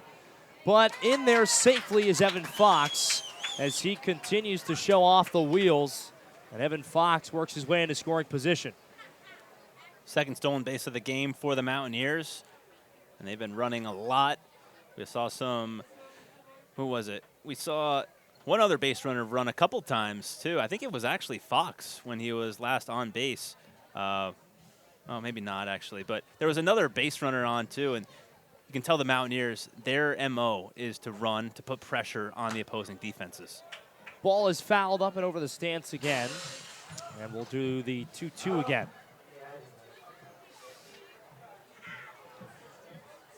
So again, Jeremiah battling here. And to go back to on that throw from his knees from Brecker there, that was a very impressive throw. Nearly got a very speedy Fox, but Fox able to get the best of him. Runner goes again, 2-2, and that one is chopped foul again. So a long at bat here for Jace Jeremiah. And it's a shame, too, that it was a 2-strike count. Jeremiah had to swing at that to stay alive because Fox got a really good jump from second to third. I think if that ball goes all the way through to Brecker, probably wouldn't have a chance to get Fox. We'll see if he goes again. Big lead, but instead will stay there as a strikeout looking for Jace Jeremiah. And this one got the inside corner. Jeremiah didn't think so, but doesn't matter what he thinks. The home plate umpire says, got to ring you up there. So that'll bring up Tyler Cox now, who bunted his last time up and reached on an infield single. He's going to take a pitch right down I-95 for strike one. And we'll see now how aggressive Fox wants to be. The righty batter and Cox could potentially play to his advantage. Big jump there, and the runner does go. Leaves it. Throw down to third is a good one.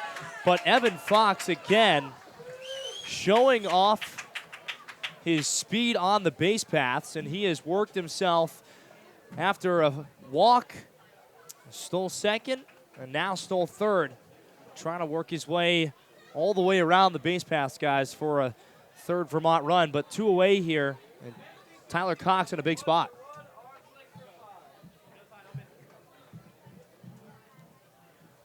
And the pitch is grounded over the shortstop on a weak hop and an easy routine play for Young to Anderson. As the 6-3 ground ball will end the inning, as so Vermont leaves one on the base pass in scoring position. They get none, and we'll keep it 2-1 your score on the NECBL Broadcast Network. Headed to the bottom of the fourth, Newport, when we come back. Fans, the NECBL's Broadcast Network brings all of the action right to your home every night. Available on your desktop, laptop, mobile device, as well as your Apple TV, Roku, Amazon Fire TV, or Android TV device.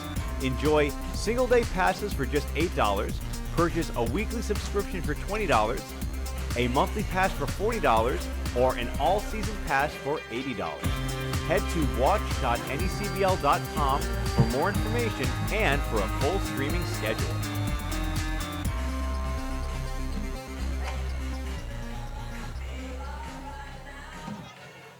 On Sunday, July 23rd, the NECBL's best will head to historic Frazier Field in Lynn, Massachusetts for the 2023 NECBL All-Star Game presented by Metro Credit Union.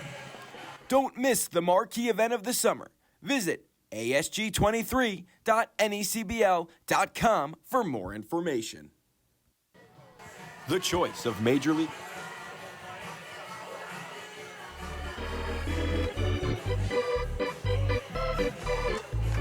Welcome back, everybody, here to Cardines Field.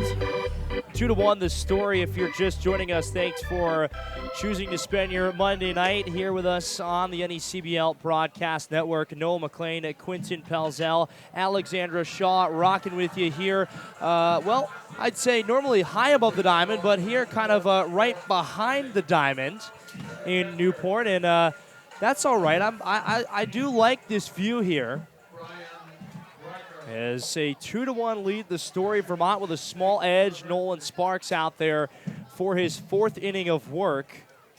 As Newport trying to throw some punches of their own. Got out of it defensively, stranded a runner for Vermont. It was Fox on third, as now 4 runners in scoring position have been left for Vermont, and Sparks will fire in a first pitch strike to start off the bottom half.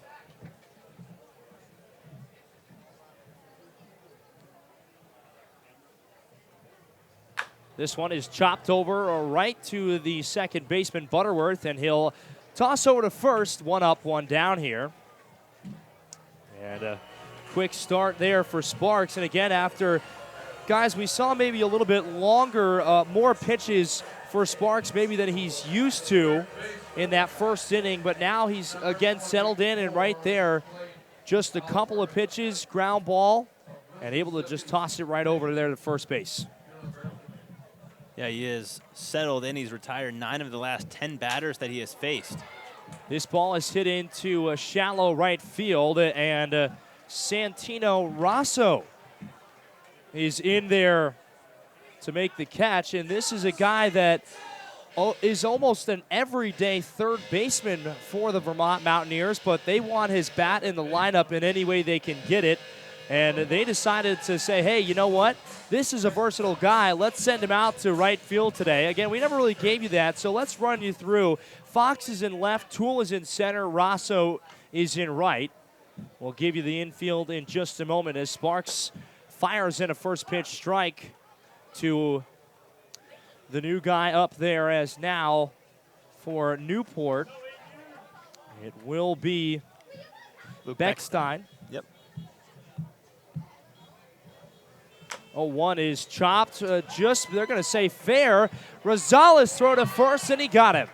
So a quick 1-2-3 inning for Nolan Sparks will send Vermont and Newport into the 5th. Will go. Still 2 Vermont, 1 for Newport. Don't go anywhere, folks. More action coming your way on the NECBL Broadcast Network.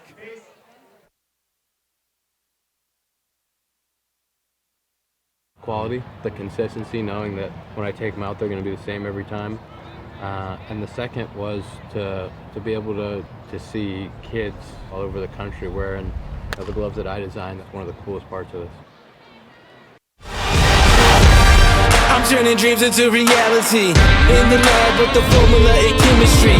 The memories spark and motivate and make the industry shake. We put the balls in the brakes. I'm talking one chance at best, yes. Painting pictures for the culture, keep the brushes fresh. Flip the camera, but the drummer passion never rests. Freedom is our teacher under pressure, now we blessed. Yeah, it's one one shot, now the future is yours. Let's go. PACE is a health plan that lets mom live at home and gives her the care and support she has to have. PACE has been a real lifesaver for her and for me. Contact PACE, the statewide health plan for aging well at home.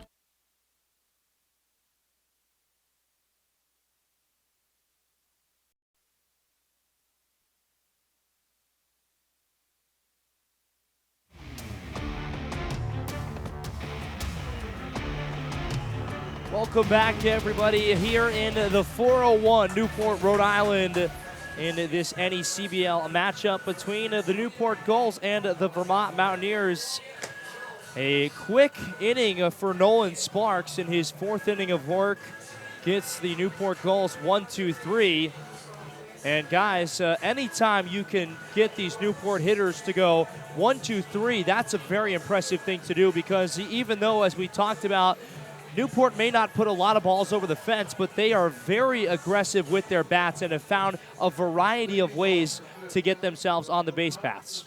Yeah, second on the team in batting, or second in the league in batting average, I should say. So they're very capable. They don't strike out that much. They put good at-bats together. They get on base, but Nolan Sparks has been otherworldly tonight. He has been fantastic. I think he's retired 10 of his last 11. Brendan Butterworth is going to rip this one foul and quickly will fall behind 0-2. This is the 3rd time now that Butterworth will come up to try his hand in the batter's box for Vermont.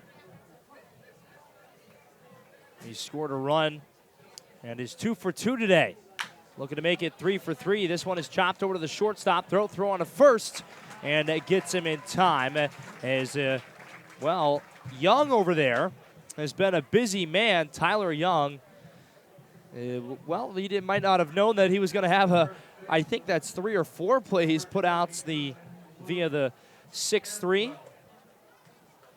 It's now 3 by my calculations, and finally the Gulls are able to retire Butterworth. There's that one missing outside to Luke Cantwell, who's 0 for 2 on his day. Came into this one hitting .295, looking to improve here. As that one ducks inside. And Cantwell now in a hitter's count, 2-0.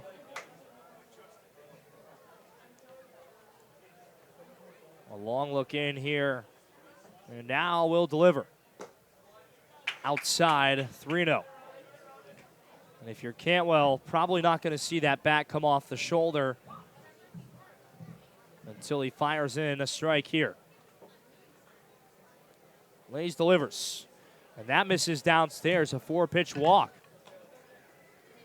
So after they got Butterworth for the first time, Cantwell, who was 0 for 2, will take a trot down to first base, rather. Number 40, and now George Rosales, the former teammate of Luke Cantwell, both of them playing this previous season at Fairleigh Dickinson, but now via the transfer portal, Cantwell headed to Pittsburgh to play some ACC baseball. As a swing and a miss right there by George Rosales, who had a double off the wall and just barely off the top, missed it by a few feet for a home run ball last night. The 0-1. That's outside, and unable to hang on to it was Broker, but no advance from Cantwell.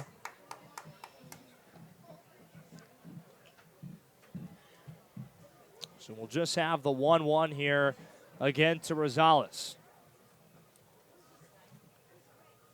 Pitch. Oh, look out, as that one probably going to feel that in the morning, as that is going to run inside and hit Rosales right on the upper part of the back. And now, after a retirement of Butterworth, a walk and a hit by a pitch, will put runners on first and second for the NECBL Player of the Week. It's Nathan Waugh, who again has had an average of over 500 this week. And a couple of baseballs that left the bat at over 100 miles an hour, and one going 389 feet, almost to the 400 mark in Sanford a few nights ago. First pitch to him. It's downstairs for a ball. So we'll see if the runners want to be aggressive here for Vermont. Not a ton of speed in Cantwell, but certainly capable of making his way around the base paths. Got a decent lead over there on second now. Pitch to Waugh, runners will stay, and that's downstairs. Runners on the base paths for the Mountaineers have done a really nice job of trying to get the attention of Lees. Whether or not they go is a different story, but even Cantwell over there at second, not as much speed as many of the other base runners in this lineup for the Mountaineers, but he's still getting the attention of Lees, still moving off a second, still making Lees look back there a couple times. And the 2-0 is going to miss inside. And now Nathan Waugh will have the same mindset you got to imagine, unless it is absolutely on a piece of cake for him. He's got to really love it to swing at this one. 3-0 to him. Runners lead off of first and second. And another 4-pitch walk. And so the base is loaded here, and we're going to have a meeting on the mound. And might be the end there of Lay's night as the manager coming out and signaling to the bullpen. So we'll step aside for a short break here on the NECBL Broadcast Network. Bases loaded with one away when we come back here for Vermont. NECBL's Broadcast Network brings all of the action right to your home every night. Available on your desktop, laptop, mobile device, as well as your Apple TV, Roku, Amazon Fire TV, or Android TV device. Enjoy single-day passes for just $8, purchase a weekly subscription for $20, a monthly pass for $40, or an all-season pass for $80. Head to watch.necbl.com for more information and for a full streaming schedule.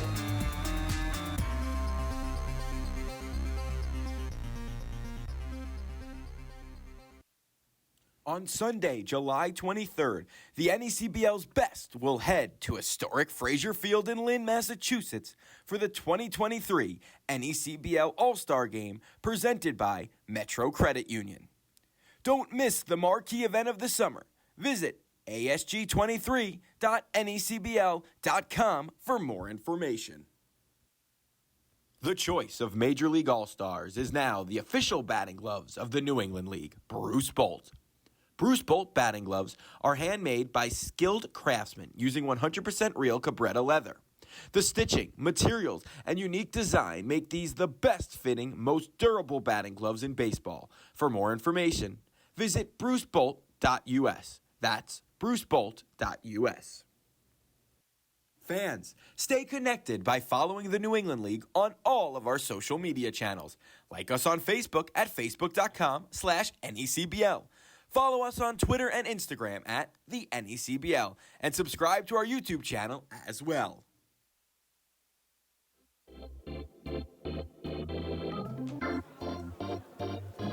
Welcome back, everybody, here in the top of the fifth inning, as there is a new pitcher on the hill, Joe Allen, the right-handed pitcher for Newport, coming in, and I'll toss it over to one of my two partners in crime tonight, Quinton Pelzel. What do you got on him?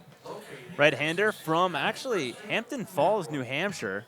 Also goes to Clemson University, 6'3", 215, making his second appearance of the season for the Gulls. His last one came a week ago against Vineyard. Worked an inning, gave up a run, did not allow a walk, and struck out one. He comes in here in a pretty big jam. Bases are loaded, only one out as he tries to limit the damage. So the base is juiced here, and Allen coming in a tight spot. Santino Rosso is the guy that Vermont will send it to the dish here, who swings and misses at that one. The switch hitter from Hofstra playing right field today. Usually does the third base duties for Vermont, but as we mentioned, just won his bat in the lineup. The 0-1 pitch.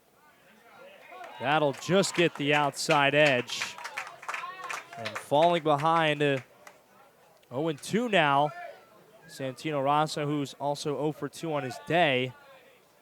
And got to be aggressive here, trying to just put the ball in play to score a run. The pitch to him. This one is chopped foul, and we'll do it again.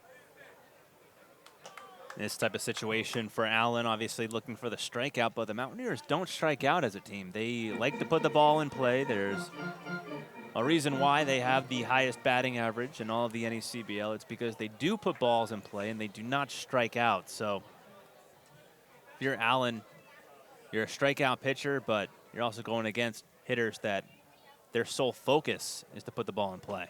0-2 and a strikeout there. As Santino Rosso goes down swinging. And a big one there. You watch it again. Chase the ball downstairs in the dirt. Yeah, that's just a nasty back foot slider thrown to Rosso. Not really too much you can do. Thought it was going to be a fastball on the inside part of the plate. Then at the last second, just dips out of the strike zone. Yep.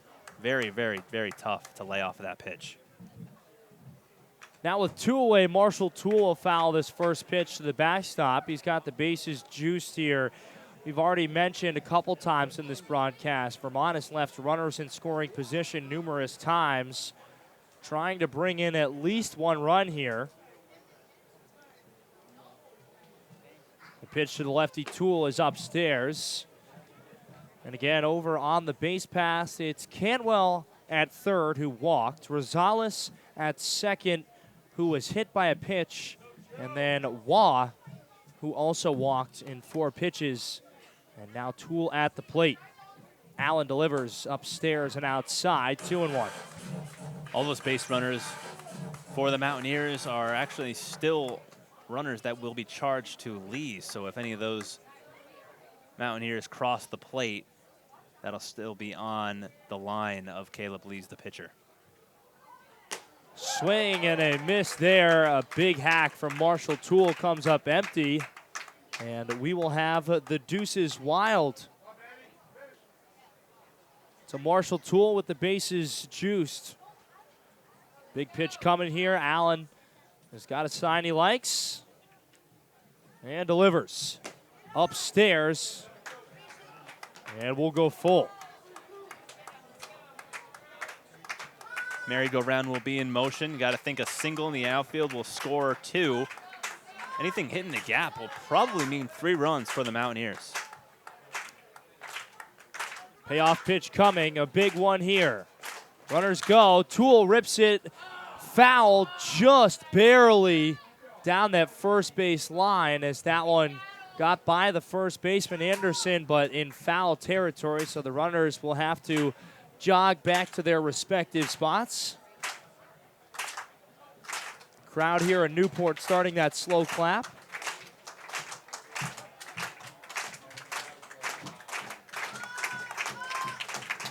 Another 3-2 pitch coming.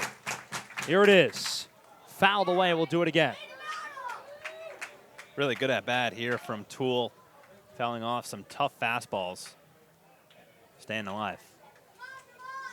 This has definitely put Allen in a difficult position, though, just coming up with the bases loaded. But I think so far he's been doing a good job at kind of keeping them where they are. Been able to keep them there so far, and we'll try and do that here for the 3rd time. A 3-2 pitch. Swing and a miss, and that'll do it. So the Mountaineers will strand the bases loaded there. And Newport able to get out of it with no damage. Allen coming in a tough spot and says, don't worry, I got the magic for you guys. And we'll send things to the bottom of the 5th inning. Newport coming up. 2 for Vermont, 1 for Newport on the NECBL Broadcast Network. The chase for the Fay Vincent Senior Cup begins on Monday, July 31st, when the 2023 New England League playoffs will get underway. This year's postseason will feature an 8-team bracket with 3 rounds of best-of-3 series to determine the league champion. Whether you're an island resident or planning a summer getaway, the fastest way to get to the Cape and Islands is by taking the New England League's preferred partner, the Steamship Authority Ferry. Visit steamshipauthority.com for more information. Fans, the NECBL's broadcast network brings all of the action right to your home every night. Available on your desktop, laptop, mobile device, as well as your Apple TV, Roku, Amazon Fire TV, or Android TV device. Enjoy single-day passes for just $8. Purchase a weekly subscription for $20, a monthly pass for $40, or an all-season pass for $80. Head to watch.necbl.com for more information and for a full streaming schedule. Fans, stay connected by following the New England League on all of our social media channels. Like us on Facebook at facebook.com/NECBL. Follow us on Twitter and Instagram at the NECBL, and subscribe to our YouTube channel as well.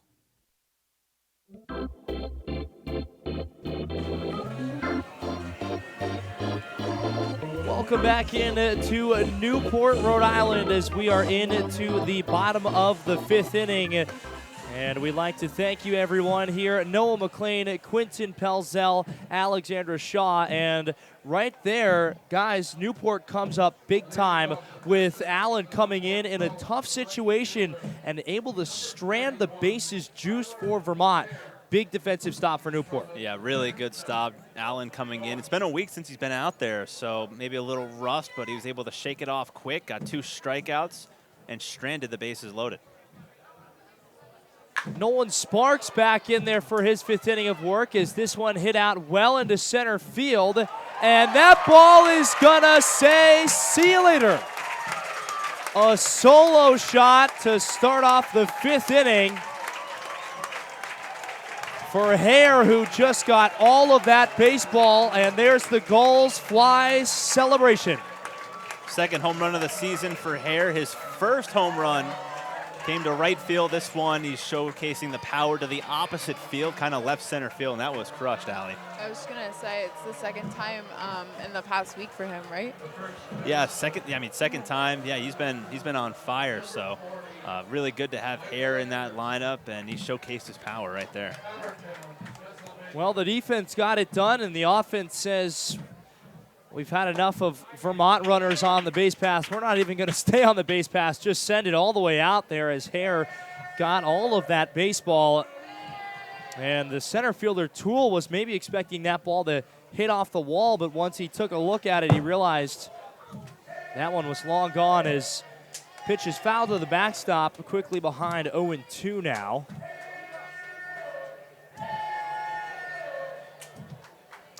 As Anderson 0 for 1 on his day. Trying to keep the 5th inning going here after that solo shot.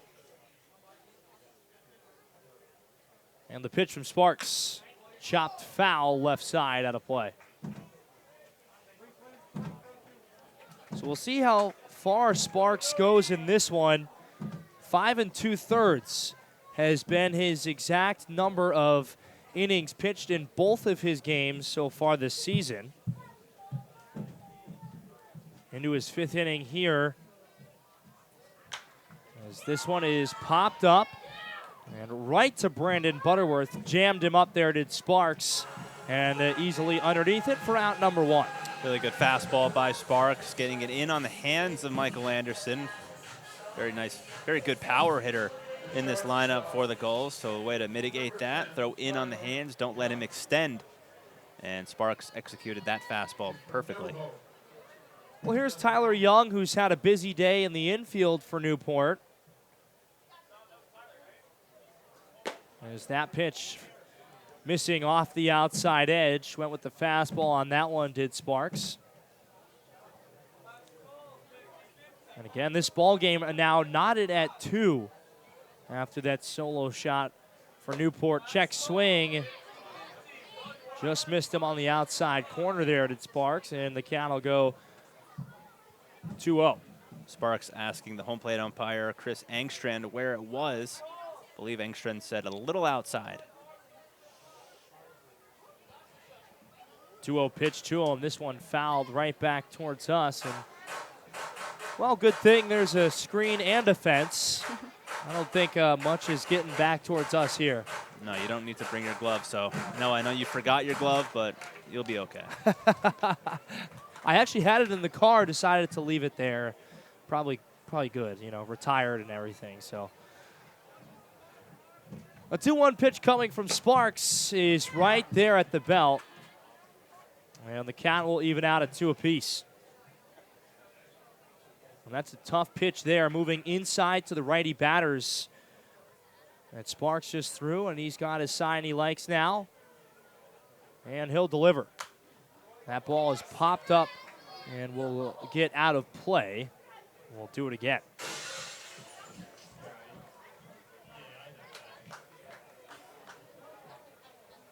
Young, who's 0 for 1 on his day. Nobody on the base paths, one away. As a breaking ball chased it and gets him to via the strikeout does Sparks. And Young is retired. As now 3 strikeouts for Nolan Sparks on the evening. Yeah, nice pitch by Sparks there, going with back-to-back breaking balls to get Young. Second strikeout. Second time that Young has struck out tonight.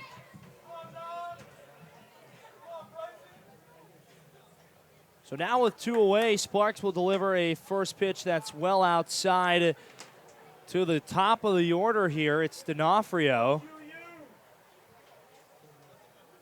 A dangerous hitter in this Newport lineup.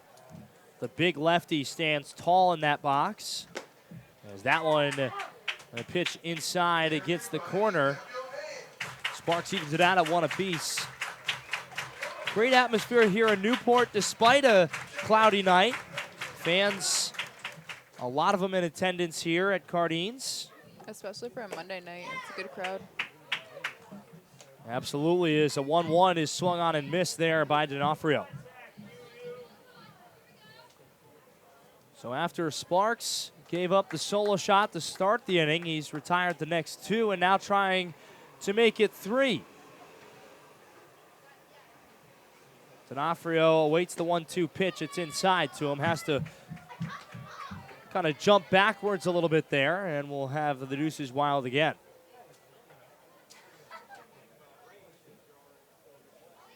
D'Onofrio into this one, 1 for 1 today and a .393 average.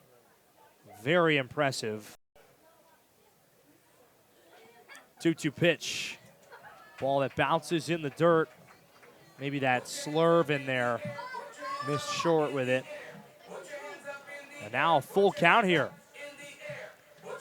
And this is really good patience right here by D'Onofrio, Quinton. He fouled off a couple and now is being patient. Even on the breaking ball from Sparks, who was able to get the last few hitters with that. That's what he does. That's why he's at the top of the lineup. 3-2 is laced out into right field, but not enough. And Santino Rosso is there to make the catch. So that will do it, but not before the Newport Gulls will tie this ball game up off of a solo bomb to center field off the bat of Tyler Hare, and we'll send things just like that. 2-2. To the top of the 6th we go. Vermont and Newport in a good one on the NECBL Broadcast Network. The choice of Major League All-Stars is now the official batting gloves of the New England League, Bruce Bolt.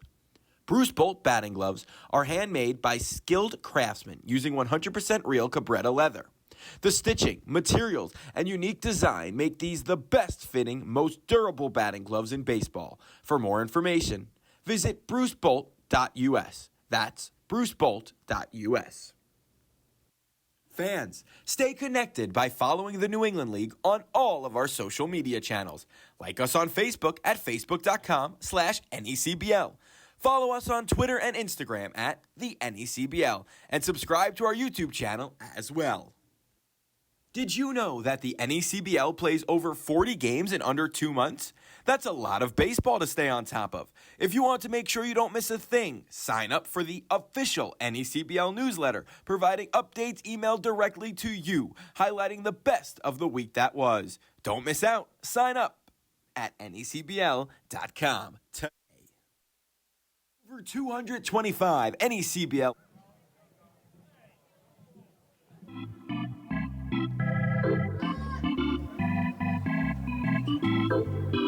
Welcome back aboard, everybody, here on the NECBL Broadcast Network. I'm Noah McLean, the voice of the Vermont Mountaineers, alongside Quinton Pelzel and Alexandra Shaw. As we are 5 full, starting off the 6th inning of work. And the number 1 and number 2 teams in the NECBL, Evan Fox will lead it off as he swings through one there, comes up empty. And the guy will ground this one over to the shortstop. Young again throwing to first, and it gets him there. And another play right to the shortstop, Young. We'll have 1 up, 1 down for Vermont here in the 6th. Some late rain starting to fall here at Cardines. So field conditions will be a little bit more slick as the fans start to come under the cover here. Check swing. They say that he did go. And Jace Jeremiah is going to be called for the first strike of his at-bat, 0 for 2 tonight. As that one in there for a strike on the outside corner.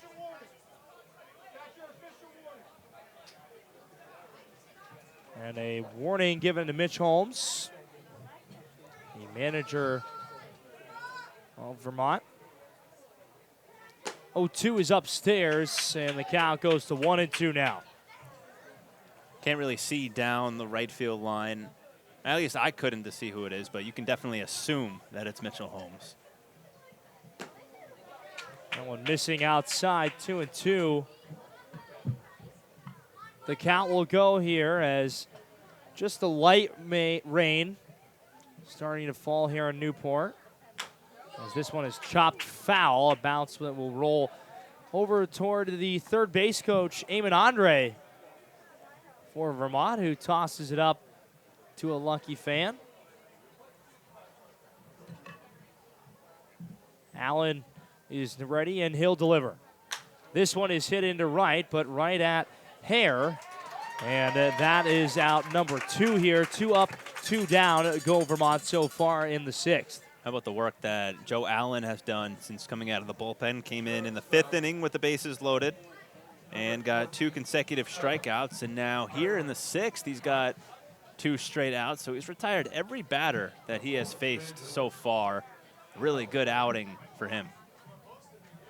Yeah, we were asking him to do a lot with the bases loaded as that one gets the outside corner to Tyler Cox.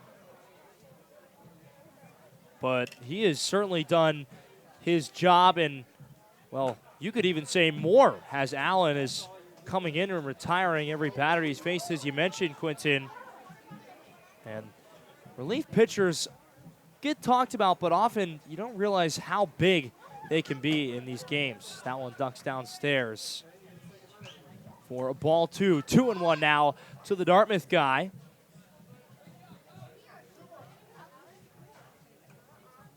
He was also a second-year Mountaineer. That one missing outside and downstairs as well. 3-1. And Cox, who we saw lay down a bunt earlier, was retired in his second at bat, 1 for 2, and that one gets the outside corner, working a full count now as Allen.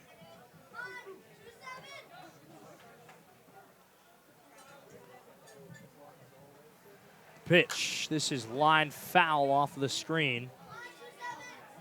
And Brandon Butterworth waiting on the on-deck circle will head over there to grab that one. So we'll do the full count over again here. The pitch from Allen. Cox grounds third base side, fielded Alford to first to Anderson. And they get him there. So a 1-2-3 inning for Vermont as Newport coming back up here in the bottom of the 6th. This ball game still tied at 2 apiece on the NECBL Broadcast Network. Fans, the NECBL's Broadcast Network brings all of the action right to your home every night. Available on your desktop, laptop, mobile device, as well as your Apple TV, Roku, Amazon Fire TV, or Android TV device. Enjoy single-day passes for just $8, purchase a weekly subscription for $20, a monthly pass for $40, or an all-season pass for $80. Head to watch.necbl.com for more information and for a full streaming schedule.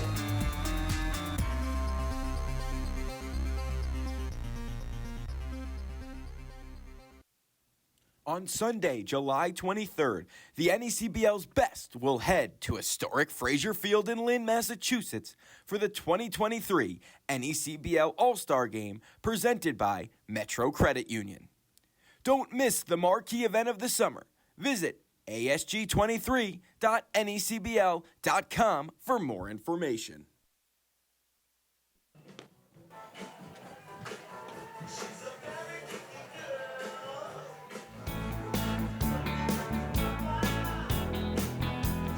Well, it's Nolan Sparks out here for a 6th inning of work here potentially, as he will at least start this inning. As we've mentioned before, he's gone 5 2/3 in his 2 previous starts against Upper Valley and Sanford, trying to do that here against Newport. Noah McLean, Quinton Pelzel, Alexandra Shaw rocking with you here in the state of Rhode Island, as a breaking ball gets the outside corner for strike 1 to Farquhar.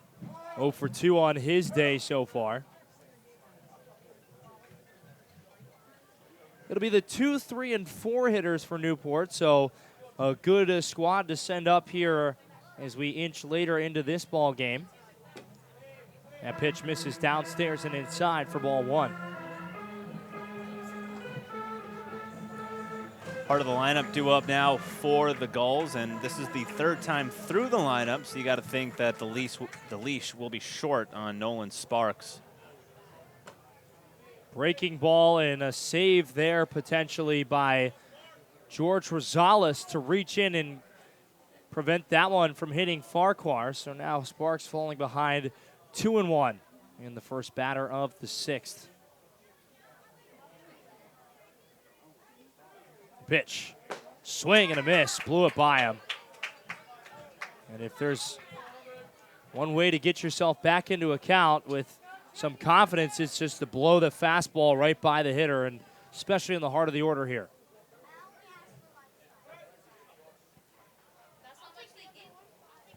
Two-two pitch from Sparks. Here it is. This one is hit into center field. Ranging back is Toole at the wall, and he's got it there for out number 1, but a well-hit ball will come up just short for Farquhar, and 1 up, 1 down. Yeah, that's the part of the field where definitely favors the pitcher towards the deepest part of the ballpark. Even though it's still only 360 out to straightaway center, still a long way. Plus, you got to hit it 28 feet above the fence. So that was a can of corn out there for Toole, as Farquhar did give it a ride. First pitch misses inside to Colsingham. Big lefty here, and Newport has loaded their lineup with lefties tonight against Sparks. The pitch, breaking ball in there for a strike, evening it out at 1-1.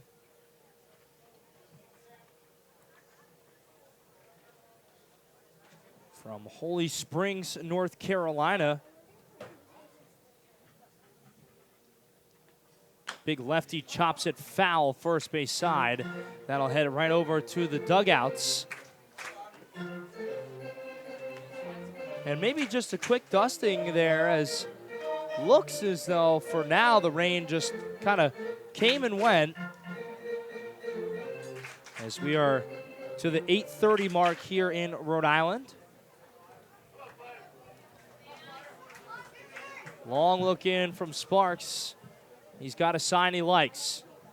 And the pitch will drop downstairs and inside. Going to 2-2 here now.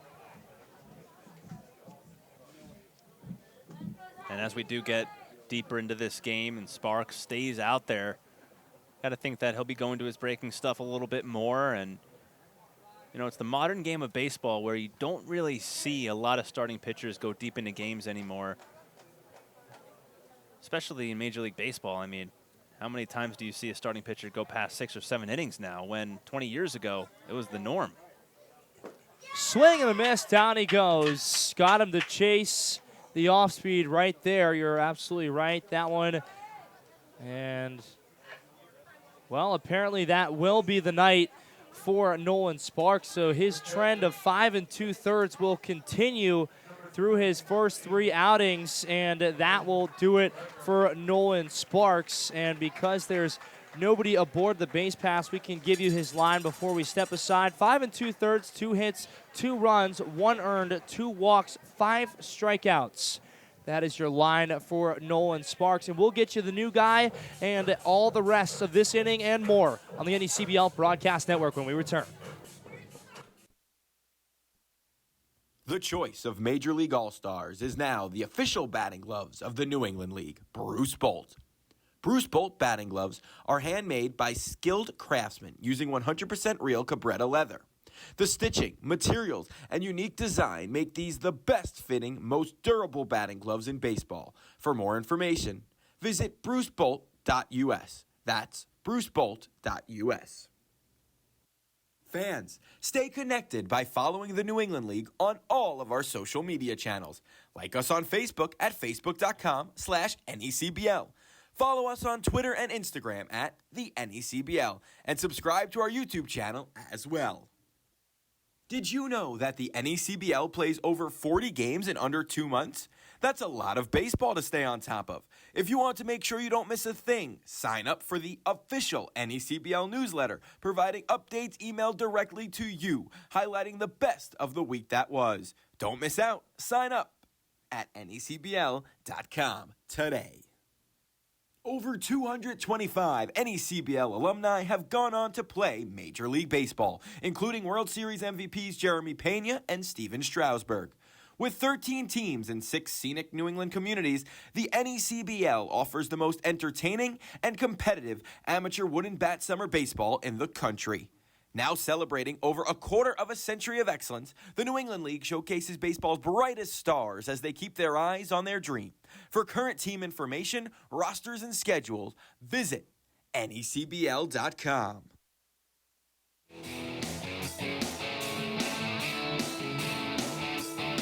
We're back to the action here in Newport as Nolan Sparks' night has come to a conclusion. And a new Mountaineer making his first appearance for the squad, Max Gitlin from California, Manhattan Beach, the Clark University guy, a senior. And let's give you a little look at him at Clark this past season. 73 1/3 innings pitched, recording 69 strikeouts and a 1.84 ERA. And a very impressive season for him. So a lot of work that he saw this past year at Clark. And maybe this is a guy that will look to go a few innings as well here after Nolan Sparks went 5 2/3. This is likely a guy that has some capabilities to go deep into ball games, as the third base umpire telling both teams down there in the bullpens to just move out of the field of play, or at least off of that line. It gets pretty tight over there with both bullpens. A lot of people, such a small space. Gitlin's first pitch will miss on the outside corner. And he'll come in with, again, 2 away. And this one will be ripped foul right above the dugouts this time.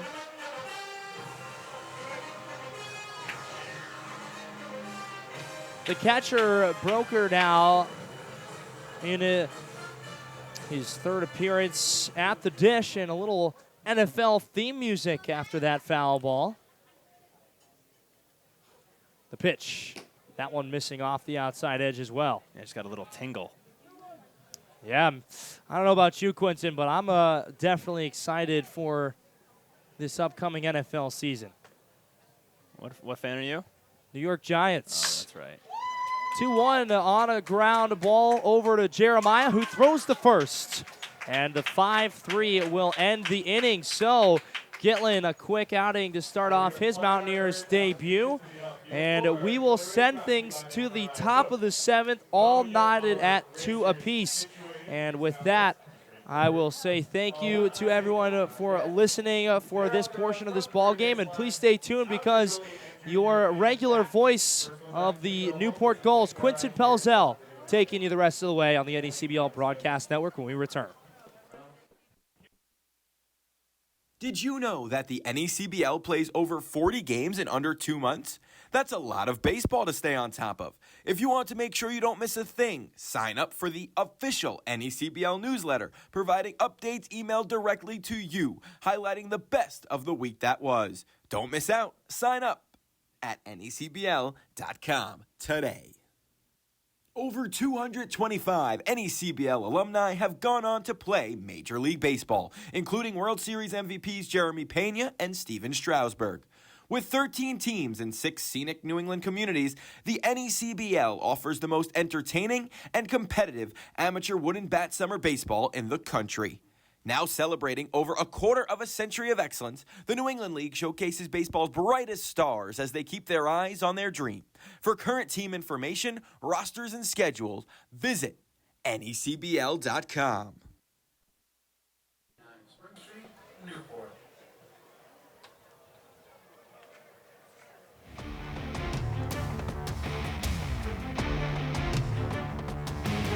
New pitcher for the Newport Gulls, left-hander J.D. Thompson from Vanderbilt University. He will come in relief. Fourth pitcher used by the Newport Gulls, Quinton Pelzel, Alexandra Shaw, and Noah McLean with you as night continues to descend on Cardines. So I mentioned Thompson comes in relief for Joe Allen. Allen went an inning and 2/3. No hits, no runs, no walks, and 2 strikeouts. Spotless baseball from Joe Allen, retiring all 5 hitters that he faced. J.D. Thompson, the left-hander, rising sophomore from Vanderbilt. Actually got into a decent amount of games for Vanderbilt. Something that a lot of true freshmen really can't say at Vanderbilt University, but the lefty from Rusk, Texas, stands at 5'11", 200, making his second appearance of the season. First appearance came 5 days ago in a loss against Vineyard, went an inning and a third, walked 3 and allowed 1 hit, but did not allow a run. So he'll be looking to keep this right where it is here in the top of the 7th inning. The score is tied at 2. And for the Mountaineers, it'll be back to the top of the lineup with Butterworth, Cantwell, and Rosales due up. Butterworth 2 for 3 tonight. Singled in the first, singled in the third, and then grounded out in the 5th. He is the NECBL's top 3 in batting. And we saw why tonight. His average just keeps going up now. Pitches in there for a strike. 2-1 to Butterworth. Right-handed hitter, infield back. 2-1, swung on and missed. 2-2.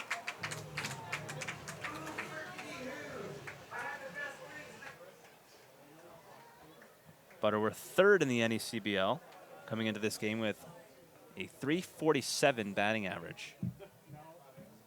2-2, chop foul. Gulls coming off of an off day yesterday, but Saturday they were able to take down the Ocean State Waves 5-2 in the first game of the Pell Bridge Series, the battle for Rhode Island. 2-2, a swing and a miss, strike 3. So Thompson comes in and gets his first strikeout of the game and the season. Just 1 away. Well, that's a big strikeout there for the new guy on the hill, because obviously in comes the top of the lineup for Vermont. And in a close game like this, to get that first out, that's always a big one. Lefty-lefty matchup as Cantwell digs in, takes a ball low, 1-0. Cantwell so far tonight 0 for 2. Walked in the 5th.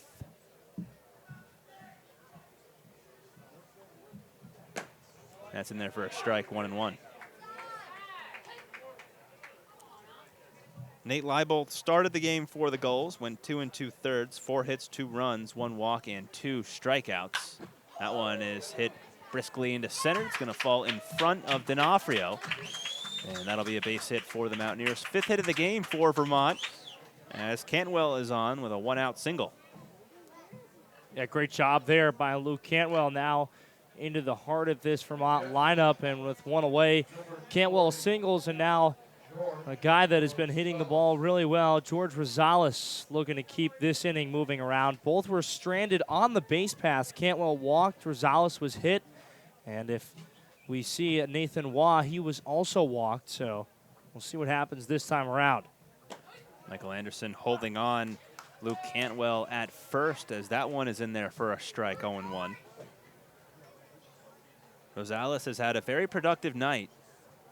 Singled in the first, also brought home Butterworth on that single. Pitch is low. Then he hit a sacrifice fly in the third, bringing home Tyler Cox. And then Rosales was hit by a pitch in the 5th. Swing and a miss, 1-2. Fastball at 89 miles an hour from Thompson.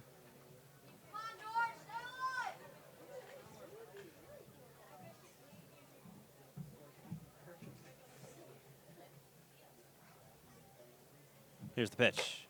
And a little high. Good take by Rosales. And the count's 2-2. Rosales has played summer ball across 4 different seasons, including this one. Perfect Game League, the Northwoods League, and then last year, the Valley League. 2-2 is a swing and a miss, strike 3. Second strikeout of the game for Thompson, and there's 2 away. Good pitch right there. Got Rosales to bite on it. Came up empty, and now it'll be up to Nathan Waugh here with 2 away to try and keep this inning alive. Impressive stuff by Thompson. So 2 away with Cantwell still at first. Pitch to Waugh is in there for a strike, 0-1.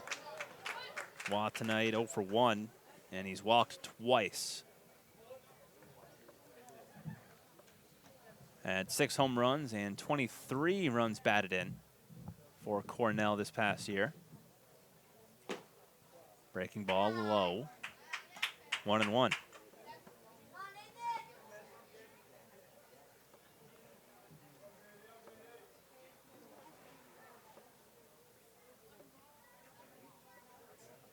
Pitch outside.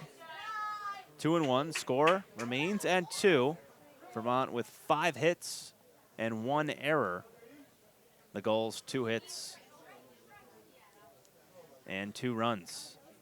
Pitch, swing and a miss. 2-2. There's life on that fastball tonight from J.D. Thompson. He's throwing it by these Vermont hitters. As the sign.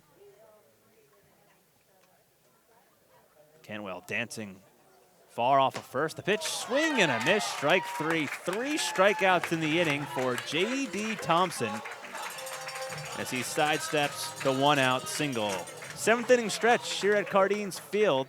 It is the Mountaineers 2 and the Gulls 2. You're watching the NECBL Broadcast Network.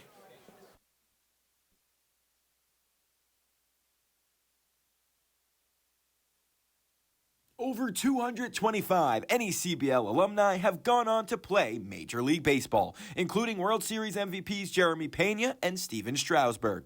With 13 teams in 6 scenic New England communities, the NECBL offers the most entertaining and competitive amateur wooden bat summer baseball in the country. Now celebrating over a quarter of a century of excellence, the New England League showcases baseball's brightest stars as they keep their eyes on their dream. For current team information, rosters, and schedules, visit NECBL.com.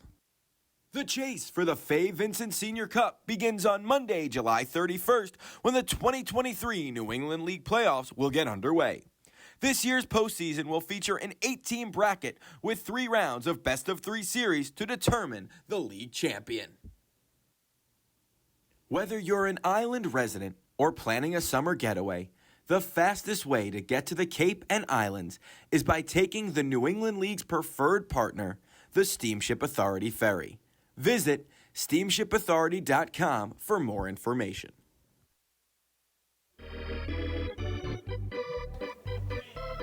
Back at Cardines Field, there's a fan on the rocking chair.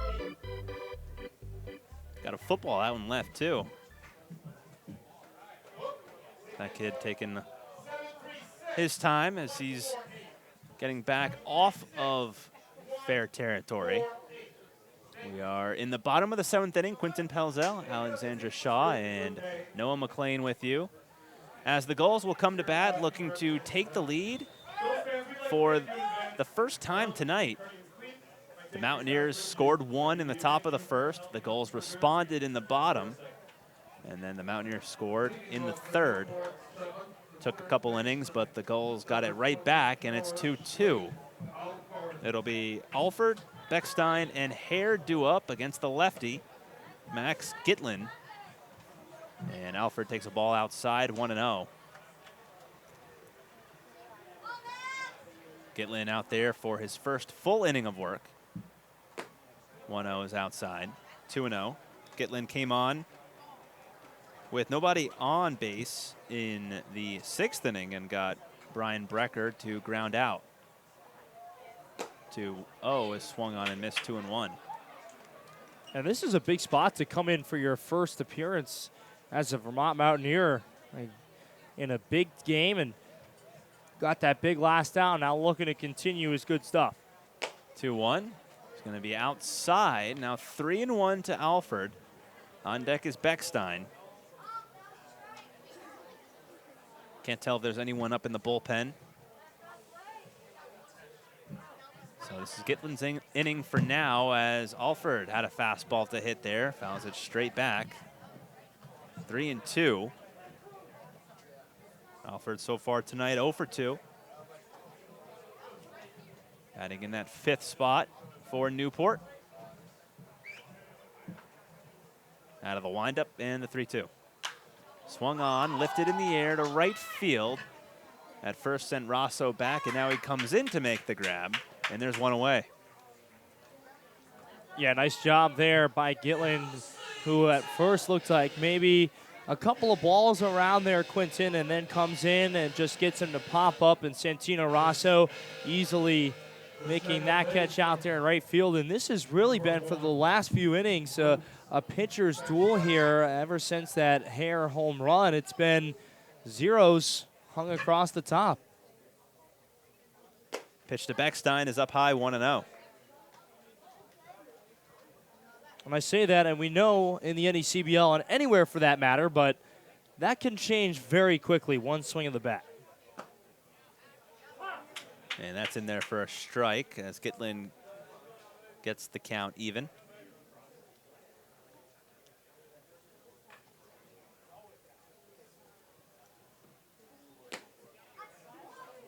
And that one missed. 2-1 to Beckstein, 0 for 2 so far tonight.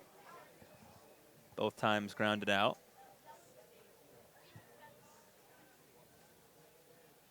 Two-1, foul straight back. And the count is now even at 2 to the Northeastern product. Hit .229 this past year. Started his career at Kansas State and transferred to the Huskies in 2022 as that one rides outside. 3-2 to Beckstein. On deck, Tyler Hare.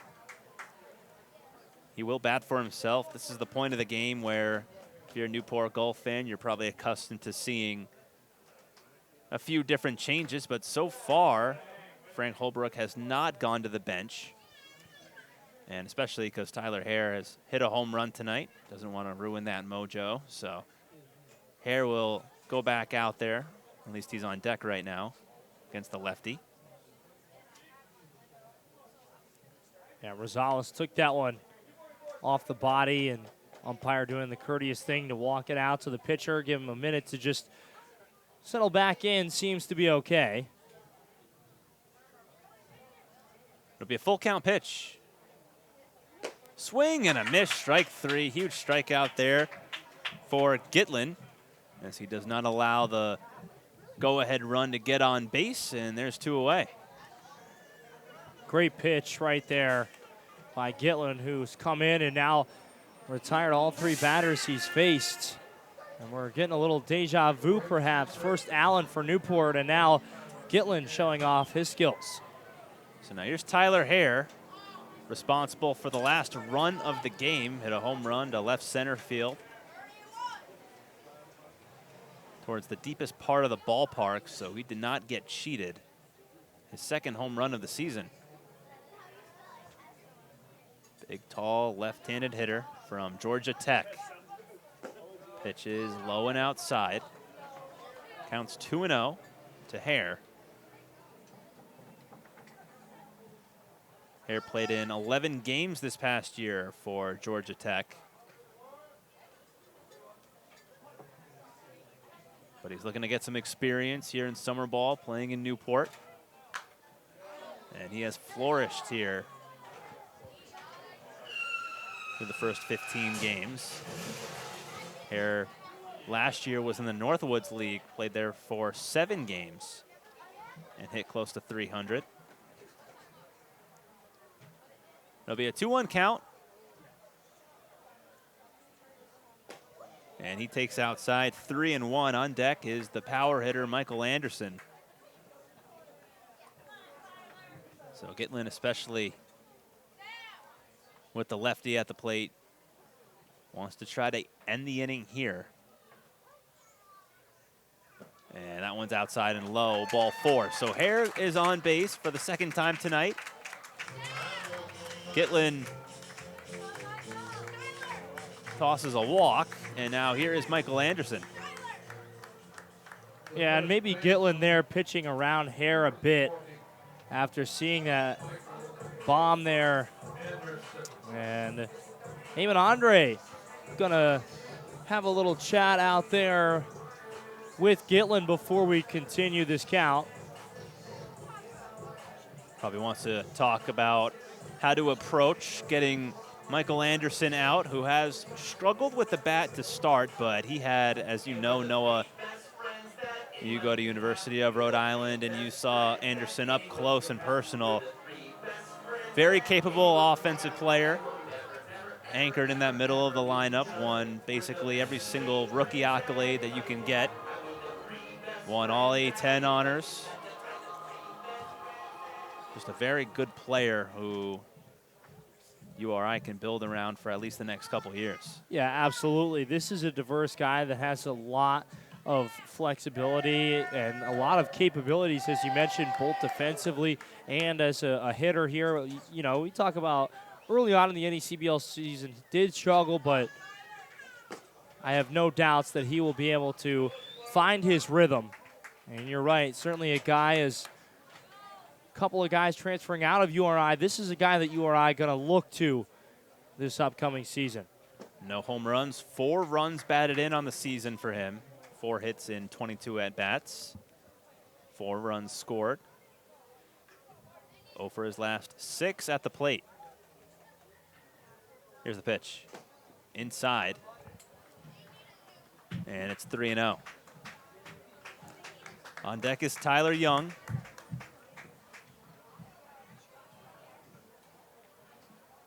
Got to think that Anderson will take a pitch here.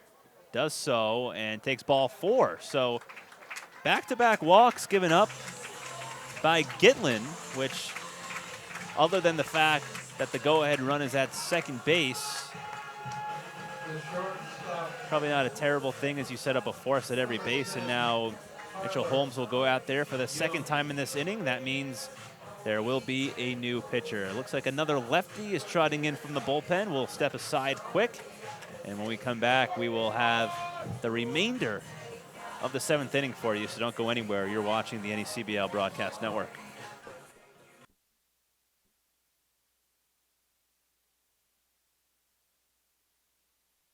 Did you know that the NECBL plays over 40 games in under 2 months?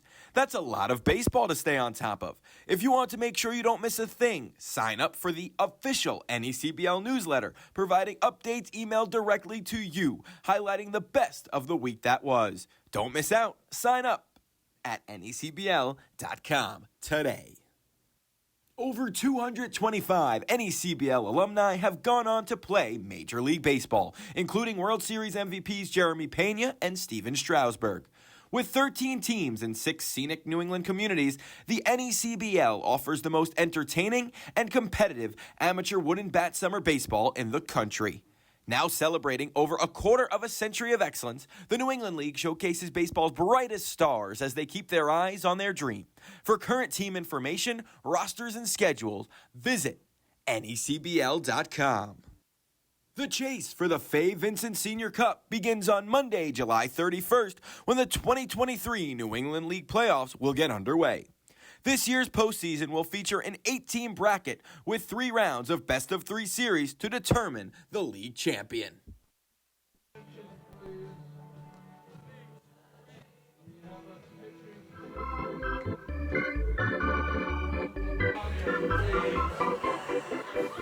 We are back here in the bottom of the 7th inning. New pitcher on the mound for the Mountaineers, Luke Carpenter, a left-hander. You saw the bunny on the field in between breaks. Don't know how that little fella got on the field. Seen a couple of animals on the field tonight. Well, if you've ever wondered why the Newport Gulls are called the Newport Gulls, and you're watching tonight's broadcast, that'll tell you. We've seen a couple of seagulls out here, some bunnies, a football, a random Vermont player from the bullpen, and that race out there in left field. We've seen it all, and a pinch hitter and a dangerous one at that coming to the plate here. Billy Butler will pinch hit for Tyler Young, so Young's night is over. And he will face the lefty, Luke Carpenter. So we'll see who wins this matchup. Big spot in the game, 2 outs. Go-ahead run at second base. First pitch is inside, 1-0. Max Gitlin started the inning. Looked pretty good, getting the first 2 hitters out, and then 2 consecutive walks. Here's the 1-0. Swing and a miss.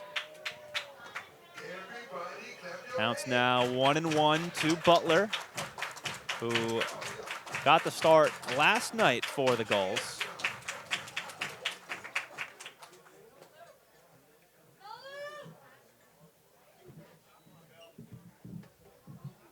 Long pause, the 1-1. Inside. Counts 2-1 to Butler. From the University of Rhode Island, had a fantastic season for URI. Led the team in basically every offensive category. Hare at second, Anderson at first. Here's the pitch. That swung on, hit high in the air to deep left field. That ball is on its way. A home run for Billy Butler. And the Newport Gulls take a 3-run lead. It is now 5-2 as he crushed that one. A no-doubter there from Billy Butler, who comes in to pinch hit. And you talk about a timely piece of hitting for Billy Butler. You just mentioned was a huge part of Rhode Island as you watch this one, and he knows exactly when that ball comes off the bat that he's just going to be trotting those bases nice and slow. Second home run of the season for Butler. His first home run was a grand slam, and now here he has the go-ahead 3-run home run. He's now hitting his last 3 games as he's all of a sudden starting to catch fire. Good sign for the Gulls as they have a 3-run lead now. Back to the top of the lineup with Anthony D'Onofrio. And he takes a ball inside, 1-0, but that was just absolutely crushed off the bat of Butler. I think for the Gulls, just in the second half of the game, they just started to find their rhythm more so than they were in the first part of the game. Yeah, especially with the starting pitching, the bullpen, as a Billy Butler chant breaks out here at Cardines. The 2-0. Swung on, broken bat, ground ball to the right side. Second baseman Buttersworth fields and throws and he gets the out there, but not before. The Newport Gulls send 6 batters to the plate. 3 of them cross the plate thanks to a 3-run shot by Billy Butler. We'll head to the 8th. It's the Gulls 5 and the Mountaineers 2 on the NECBL Broadcast Network. First thing, Bruce Bolt, was quality, the consistency, knowing that when I take them out, they're going to be the same every time. And the second was to be able to see kids all over the country wearing the gloves that I designed. That's one of the coolest parts of this. I'm turning dreams into reality. In the lab with the formula and chemistry. The memories spark and motivate and make the industry shake. We put the balls in the breaks. I'm talking one chance at best, yes. Painting pictures for the culture, keep the brushes fresh. Flip the camera, work the drummer, passion never rests. Freedom is our teacher, under pressure, now we blessed. Yeah, it's one on, one shot, now the future is yours. Let's go. PACE is a health plan that lets mom live at home and gives her the care and support she has to have. PACE has been a real lifesaver for her and for me. Contact PACE, the statewide health plan for aging well at home.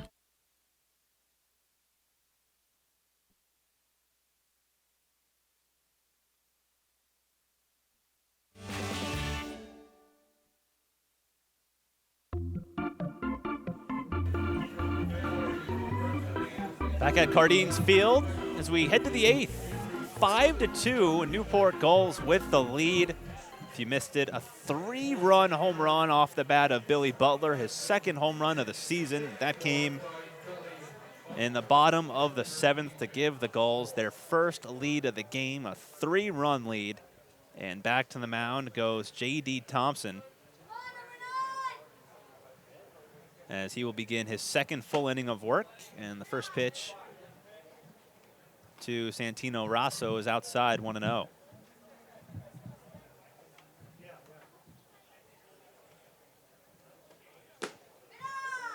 Is low and outside, 2-0. Rosso so far tonight 0 for 3. We have seen 2 at-bats with him batting lefty, and now this is his 2nd at-bat batting righty. The 2-0 outside, 3-0. Big inning here for Thompson as he is given the lead, and a lot of pressure now on him to go out there and throw a shutdown inning. And it'll be a little harder for him to do that now as Rosso walks on 4 pitches. Pinch hit for number 6, Santino Rosso. Will probably replace him in the outfield. Did actually have a pinch hitter for Rosso. Batter and center fielder number 7, Marshall 2. Voidovich, Grant Voidovich, did get the walk, so he is at first base now.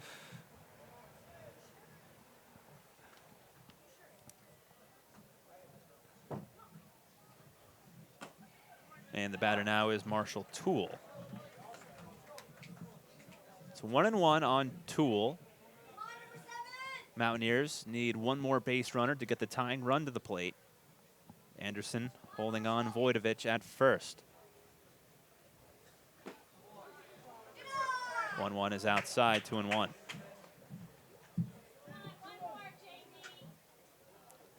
Toole so far tonight 0 for 3. Struck out in his last at-bat. The infield, the middle infield is in double play depth. Center fielder D'Onofrio shaded to the right side as there's a pickoff play to first, but Voidovich is back. Yeah, and this is where Toole can't afford to go 0 for 4, Quinton, as we... That one fouled away. Sounded like a broken bat. Maybe not. Get deeper and deeper into this ball game, and outs now slim here for Vermont to play with after that deep home run by Billy Butler. It'll be a 2-2. That's fouled away. So good at bat here by Toole with a lefty-lefty matchup. On deck is Evan Fox, who has been held hitless tonight.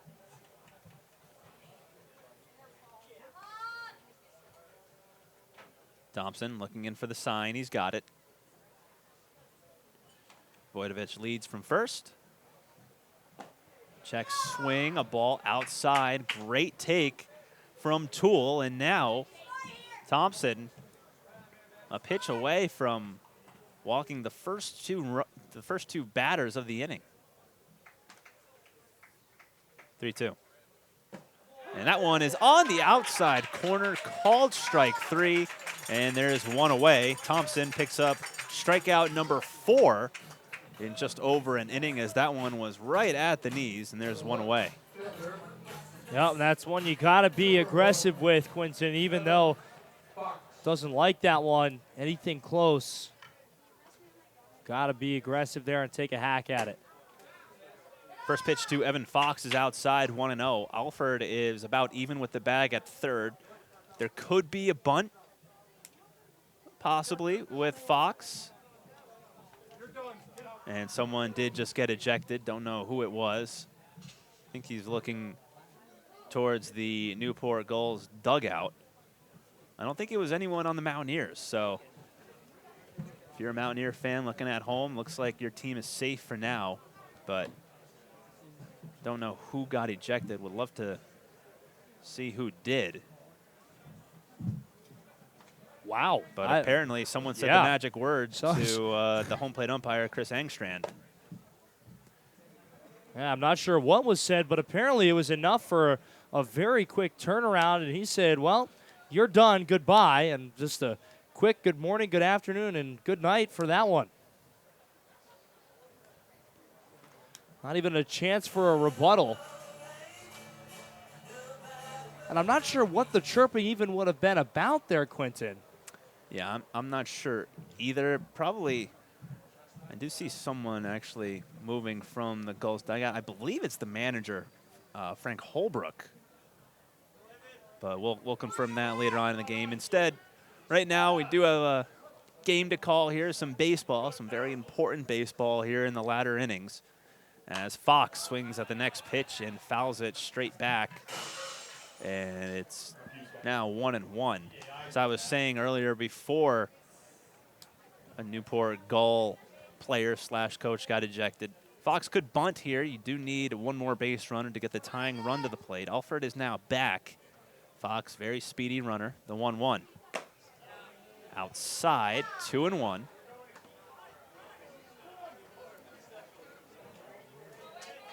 Mountaineers scored 1 in the first, 1 in the 5th. That one is in there for a strike, 2-2. And Quinton, I just turned around and watched a fan, well, actually just a random person that was walking down the street of Newport, just pick that ball up in the street and walk away with a souvenir. Didn't even have to pay a dime to get that ball. 2-2, swung on and missed strike 3. 5th strikeout for Thompson. He's recorded all his outs via the strikeout. And there is 2 away. Now the batter will be Jake Jeremiah.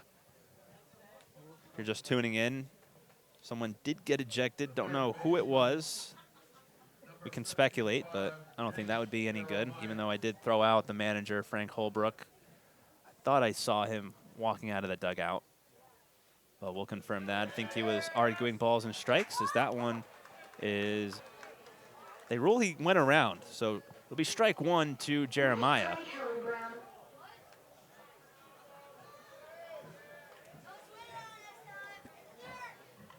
And it was Coach Frank Holbrook, so I believe with the ejection from the game, you are suspended for the next game.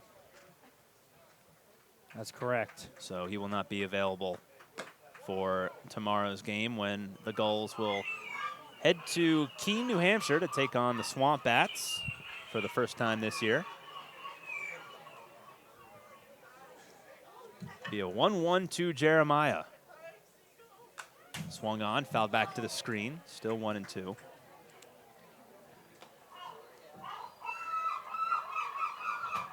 Tyler Cox is in the on-deck circle. Soundboard guy is having his fun tonight. I don't think I've ever heard that one from like the sounds I've used, so that's a new one. 1-2 outside. Count's now 2-2.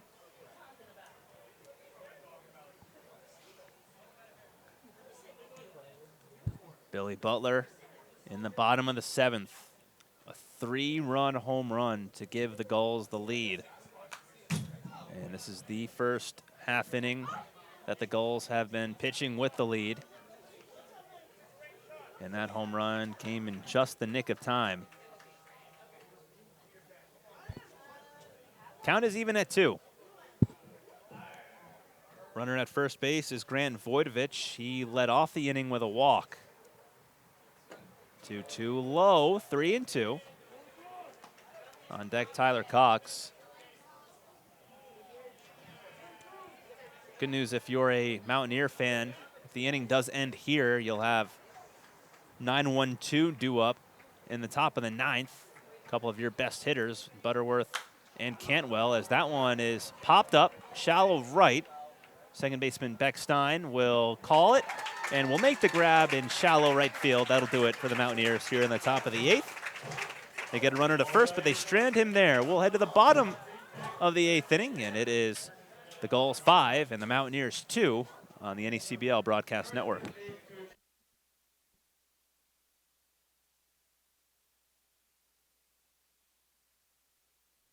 The chase for the Fay Vincent Senior Cup begins on Monday, July 31st, when the 2023 New England League playoffs will get underway. This year's postseason will feature an 8-team bracket with 3 rounds of best-of-3 series to determine the league champion. Whether you're an island resident or planning a summer getaway, the fastest way to get to the Cape and Islands is by taking the New England League's preferred partner, the Steamship Authority Ferry. Visit steamshipauthority.com for more information. Fans, the NECBL's broadcast network brings all of the action right to your home every night. Available on your desktop, laptop, mobile device, as well as your Apple TV, Roku, Amazon Fire TV, or Android TV device. Enjoy single-day passes for just $8. Purchase a weekly subscription for $20, a monthly pass for $40, or an all-season pass for $80. Head to watch.necbl.com for more information and for a full streaming schedule. Fans, the NECBL's broadcast network brings all of the action right to your home every night. Available on your desktop, laptop, mobile device, as well as your Apple TV, Roku, Amazon Fire TV, or Android TV device. Enjoy single-day passes for just $8. Purchase a weekly subscription for $20, a monthly pass for $40, or an all-season pass for $80. Head to watch.necbl.com for more information and for a full streaming schedule.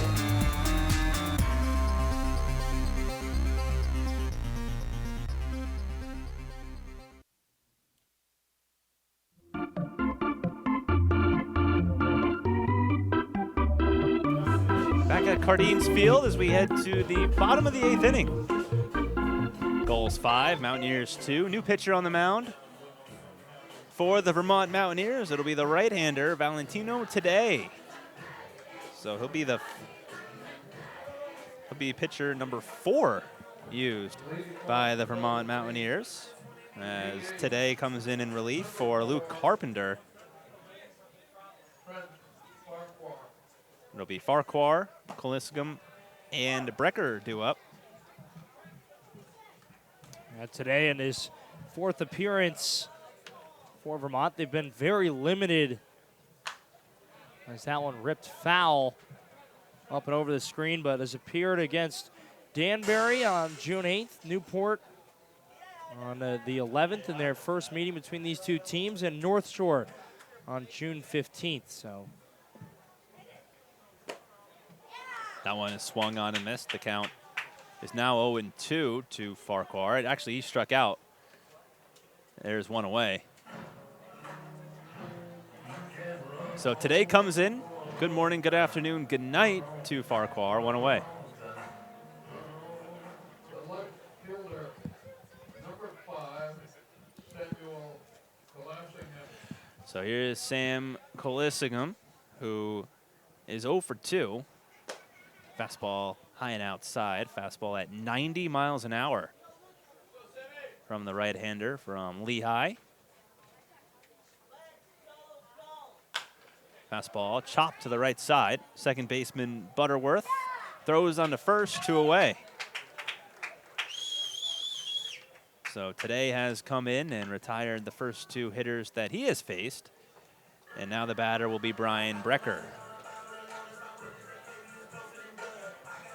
The catcher, number 28, Brian Brecker.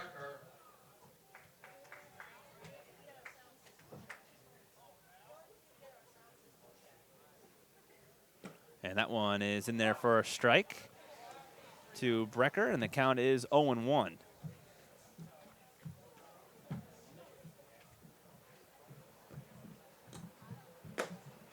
There's a strike, 0-2. So today has come out of here, and he has thrown nothing but strikes.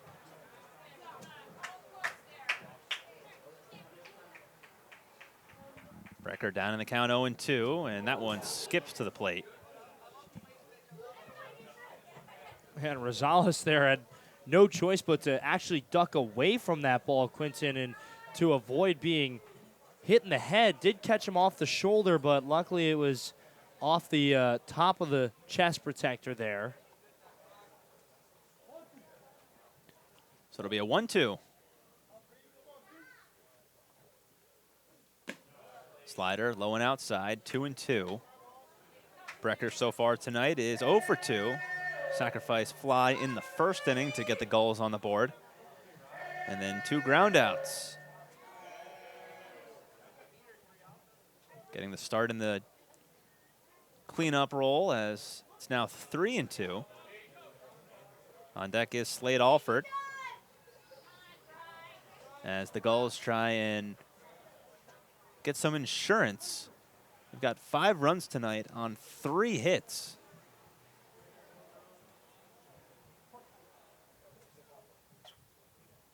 Those 3 hits have been lethal, though, and check swing in the dirt. Ball 4 as Brecker doesn't go. 2-out base runner for the Gulls. Good at bat by Brecker. He was down in the count, 0-2. Worked it back. And now the batter is Slade Alford. Yeah, well, if you're Vermont, this is the last thing you want to do right now, because obviously you have 2 away, you're in an 0-2 count ahead, and you're really just trying to get out of this as quick as you can, bring your offense back up, and instead sends a guy onto the base paths. We'll have to work a little bit longer to send Vermont offense up to try and extend this game. They'll need to get 3 to at least send it to extras. That one is hit the other way, base hit, sneaks into right field. Stopping at second is Brecker, getting the ball in. The right fielder, Vojtich, and on at first with his first hit of the night will be Slade Alford, only the 4th hit of the night for the Newport Gulls. And now it's Luke Beckstein. Yeah, a good piece of hitting right there, but I mean, that just, I just talked about it. That's why you can't allow that type of thing to happen if you're Vermont, because now a runner in scoring position and you have no idea what could happen late in this ball game. And now there's going to be a mound visit. Rosales will talk with today about how to attack the opposing hitter and Luke Beckstein. First 2 batters were retired by Valentino today. Farquhar struck out, Colissimo grounded out, and then a walk and a hit surrendered by today. Gives the Gulls a chance to try and extend their lead as Beckstein does go around on the swing, strike 1.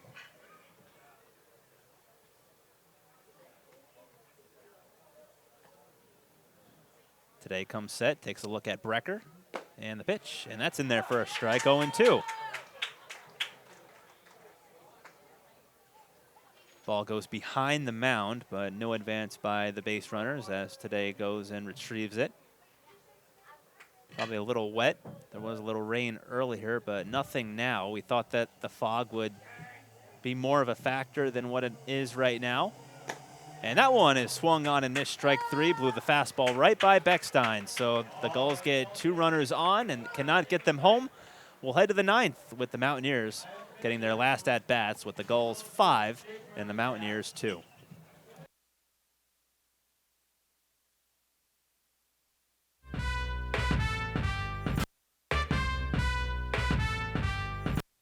Over 225 NECBL alumni have gone on to play Major League Baseball, including World Series MVPs Jeremy Pena and Steven Strasburg.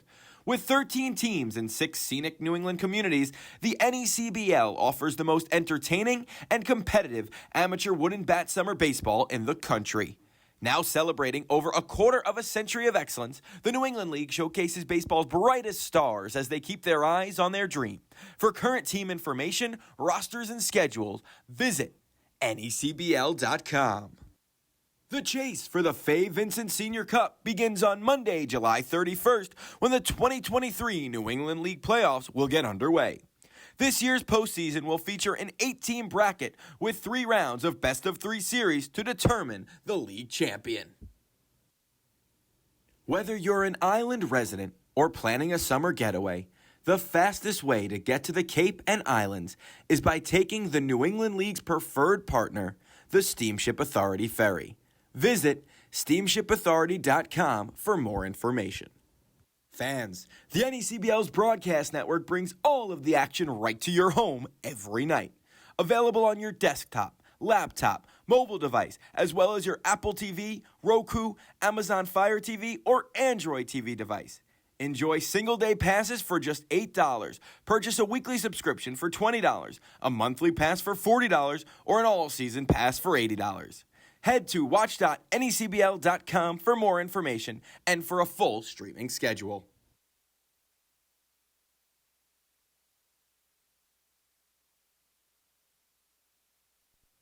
Fans, stay connected by following the New England League on all of our social media channels.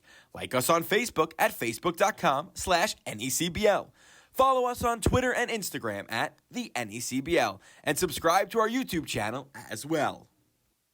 Did you know that the NECBL plays over 40 games in under 2 months? That's a lot of baseball to stay on top of. If you want to make sure you don't miss a thing, sign up for the official NECBL newsletter, providing updates emailed directly to you, highlighting the best of the week that was. Don't miss out. Sign up at necbl.com today. Over 225 NECBL alumni have gone on to play Major League Baseball, including World Series MVPs Jeremy Pena and Steven Strasburg. With 13 teams in 6 scenic New England communities, the NECBL offers the most entertaining and competitive amateur wooden bat summer baseball in the country. Now celebrating over a quarter of a century of excellence, the New England League showcases baseball's brightest stars as they keep their eyes on their dream. For current team information, rosters, and schedules, visit NECBL.com.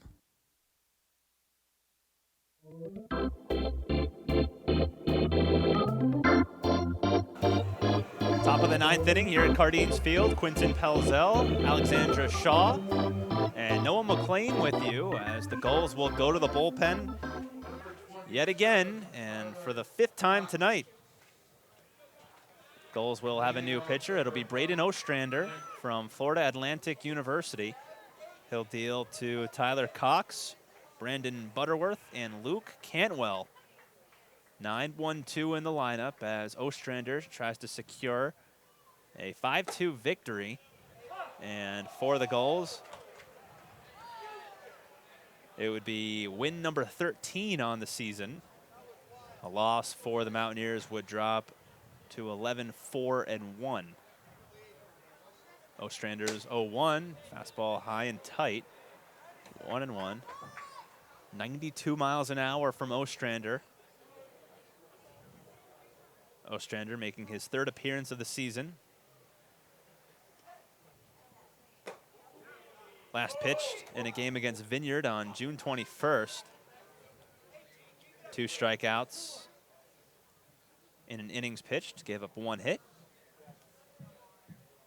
Has yet to allow a run this year. 2-1, high and inside. And it's 3-1.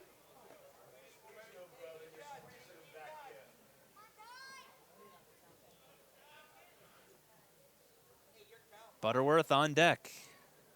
The 3-1. Fastball in there, strike. 3-2.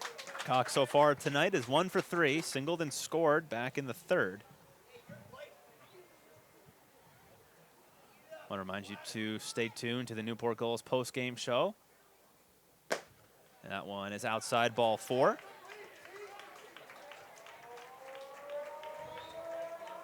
Alexandra Shaw and Noah McLean will break things down for you right after the game. I'll also get an interview on the field. Hoping for Billy Butler, but we'll see how it goes. Seems like a pretty good guy to bring on the post game. I got to say, on top of being a good ball player, he's also just one of the most genuine people you'll ever meet, as that one misses upstairs to Brandon Butterworth. But having spent a fair amount of time around him at URI and hearing what my roommate and fellow teammate of his, Zach Fernandez, has had to say about him, and just people in this league and the A10, just high acclamations all around for Billy Butler. And even though he's playing bad guy in my book tonight, you got to give credit where credit is due, and he is a fantastic ball player and a great guy to be able to call a friend. So yeah, it's really good to see him starting to break out and play well, because it was a slow start for him to start the year, but he has now got a hit in his last 3 games. He's 4 for his last 9 at the plate. He's got big hits for them, and he'll be a vital part of this lineup moving forward for sure. Ostrander's pitch is inside, 2-0. Ostrander walked Tyler Cox, who's at first. The Mountaineers need one more base runner to get the tying run to the plate, and Luke Cantwell, who is certainly capable of delivering a blast, is on deck. 2-0, fouled back off the screen. 2-1.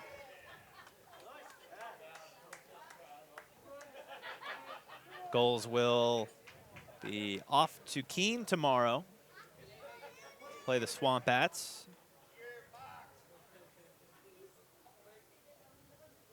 Pitch, swing and a miss, and it is 2-2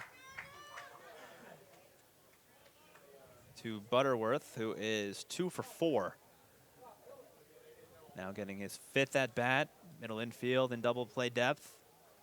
Outfield straight away. Ostrander comes set. Here's the pitch. Swing and a miss. Strike 3. Blew the fastball at 91 miles an hour right by Butterworth. And there's one away. Big first out there for Newport is Luke Cantwell trying to have Vermont with some late magic. Runner on first base is Cox. Not a ton of speed over there, so probably will be fairly moderate with his aggressiveness. Cantwell second on the team in home runs with 2. Of course, a home run doesn't totally kill the Gulls. That's why that strikeout of Butterworth was huge for the Gulls and Ostrander. The 0-1 is up high. 1-1 to Cantwell. Cantwell 1 for 3. Reached on a walk and singled back in the 7th.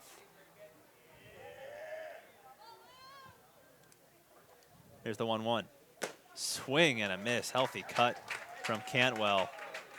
And the count is now 1-2. On deck, George Rosales. Ostrander throws that fastball in the low 90s. Seems it might have a little bit extra on it tonight. Foul back. Cantwell just gets a piece of it. 92 from Ostrander. And just barely missed that camera right behind home plate here. Luckily, it is behind the fence, so if it does kind of get direct contact, it lessens the blow just a little bit. The camera has been fixed a couple times this game, though. It did get hit a little bit earlier. That one is fouled away. I didn't even notice that. Nice. Got the sound effects in full effect here at Cardines Field. Never know what you might hear or see when you come to Cardines here in Newport. Ain't that the truth? I always wonder about the cars driving by, like if anyone's going to get their window hit or anything. Surprised, or I'm sure it has definitely happened more than a handful of times, as Brecker can't quite hold on to that foul tip. So Cantwell stays alive by inches. I thought he caught that. I thought for sure that was out number 2. So Cantwell, the left-handed hitter, digs his foot in. Here's the 1-2. Breaking ball outside, 2-2. Very close pitch. Cantwell nods in approval. As Cox is over there at first, he's held on by Anderson. The pitch. Swing and a miss. This time, Brecker holds on to the foul tip. And there is 2 away, 2 strikeouts now for Ostrander. Strikeouts have been aplenty for this Newport Gulls pitching staff tonight. 14 so far as this pitching staff came into the game leading the NECBL, and they'll only add to that lead as the Mountaineers are down to their final out. George Rosales, right-handed hitter, swings at the first pitch, lifts one high in the air to left field. Coliseum should have room, and the Gulls win their 13th game of the year. They improved to 13-3 on the season as they win this one 5-2. Braden Ostrander comes in and picks up his first save of the season. Gave up a leadoff walk, but got the next 3 hitters out. Stay tuned for more on the Newport Gulls post-game show. Alexandra Shaw and Noah McLean will take you the rest of the way. Thanks for watching. Hopefully you stay tuned through the break. And there is more right after this.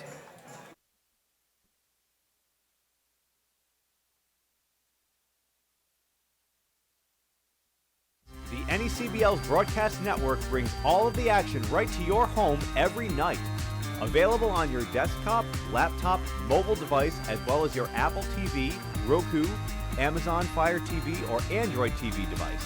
Enjoy single-day passes for just $8, purchase a weekly subscription for $20, a monthly pass for $40, or an all-season pass for $80. Head to watch.necbl.com for more information and for a full streaming schedule.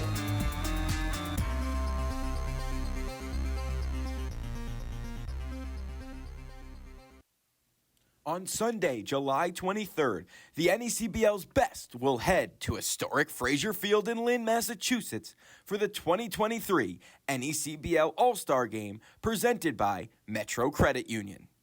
Don't miss the marquee event of the summer. Visit asg23.necbl.com for more information. The choice of Major League All-Stars is now the official batting gloves of the New England League, Bruce Bolt. Bruce Bolt batting gloves are handmade by skilled craftsmen using 100% real Cabretta leather. The stitching, materials, and unique design make these the best-fitting, most durable batting gloves in baseball. For more information, visit brucebolt.us. That's brucebolt.us. Fans, stay connected by following the New England League on all of our social media channels. Like us on Facebook at facebook.com/NECBL. Follow us on Twitter and Instagram at the NECBL, and subscribe to our YouTube channel as well. Did you know that the NECBL plays over 40 games in under 2 months? That's a lot of baseball to stay on top of. If you want to make sure you don't miss a thing, sign up for the official NECBL newsletter, providing updates emailed directly to you, highlighting the best of the week that was. Don't miss out. Sign up at necbl.com today. Over 225 NECBL alumni have gone on to play Major League Baseball, including World Series MVPs Jeremy Pena and Steve.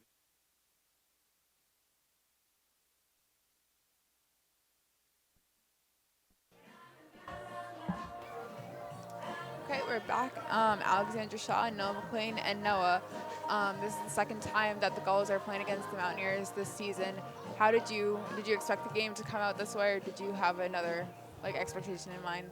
I mean, obviously these are two of the hottest teams in the NECBL, and it was kind of hard to say what was going to come out. Either team could have come away with one tonight. Obviously, Newport getting the best of that thanks to the one swing of the bat that was the difference maker. Of course, even though I love him, I said it before, even though I love Billy Butler, the Rhode Island guy, he was able to, one swing of the bat, be the difference maker in this ball game, and that's really that's going to be the case in a lot of games between good teams. It's going to be close, and it will just take one swing that makes the difference. But I was hoping there was certainly a chance for Vermont to come in and get away with a win here against this team. Newport took the lead late, but once they got that lead, that was the difference in my mind, is they never looked back after that shot. Yeah, I'm not going to lie to you, partway through the game, I was kind of nervous that the Mountaineers were going to take the win for this one.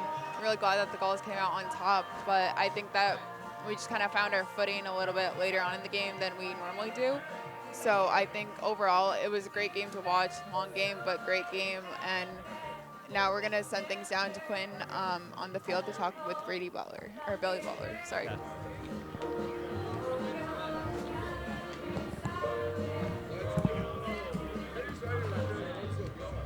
Thanks, guys. I'm here with Billy Butler, outfielder for the Newport Gulls, and the player of the game. Had a big 3-run shot in the 6th inning to give the Gulls the lead, and that ended up being the difference. Billy, talk to me about that at bat. What was going through your mind going up there with 2 runners on, tie game?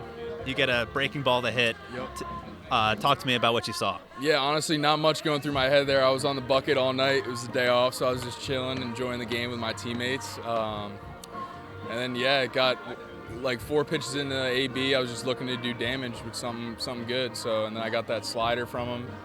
I love hitting lefties, and you know how it is. I don't get cheated, so I got that one, and I knew it off the bat, and these guys right behind me, so it was a great time. And talk to me about coming off the bench. You've done it a few times now, pinch hitting appearances. How do you kind of stay mentally and physically ready going into that at bat? Well, yeah, I'm one of the older guys on the team, so I've been around the game for a while, especially in college, and I know how to just walk into the AB and just try to keep things simple, So I've done it before, and tonight was a great time to step up for the guys. I was really happy, and it's awesome. And now you guys have 13 wins on the season, best record in the NECBL, 10 games over 500. What's the feeling right now on the team? How is the team meshing, and how are you liking everybody right now? The vibes are very high. I'm glad we get to talk about it. But, the guys are awesome. I think that's why we're playing so well right now, especially with the talent we have. That's one thing, but there's a lot of talent in this league, and it goes to show how the guys are real close. That's why we're at the top of the leaderboards, I think. But yeah, that's what made the moment a lot more special too, just to be back with these guys in the dugout after. But yeah, celebrate a nice little win and then back at it tomorrow, right? Yeah, Gulls will be in Keene tomorrow. Looking forward to that. But thank you so much. Appreciate it. Good game. Gulls win 5-2. That'll do it for us on the Newport Gulls postgame show. Once again, final score: Newport Gulls 5, the Mountaineers 2. Thank you for watching, and good night from Cardines Field.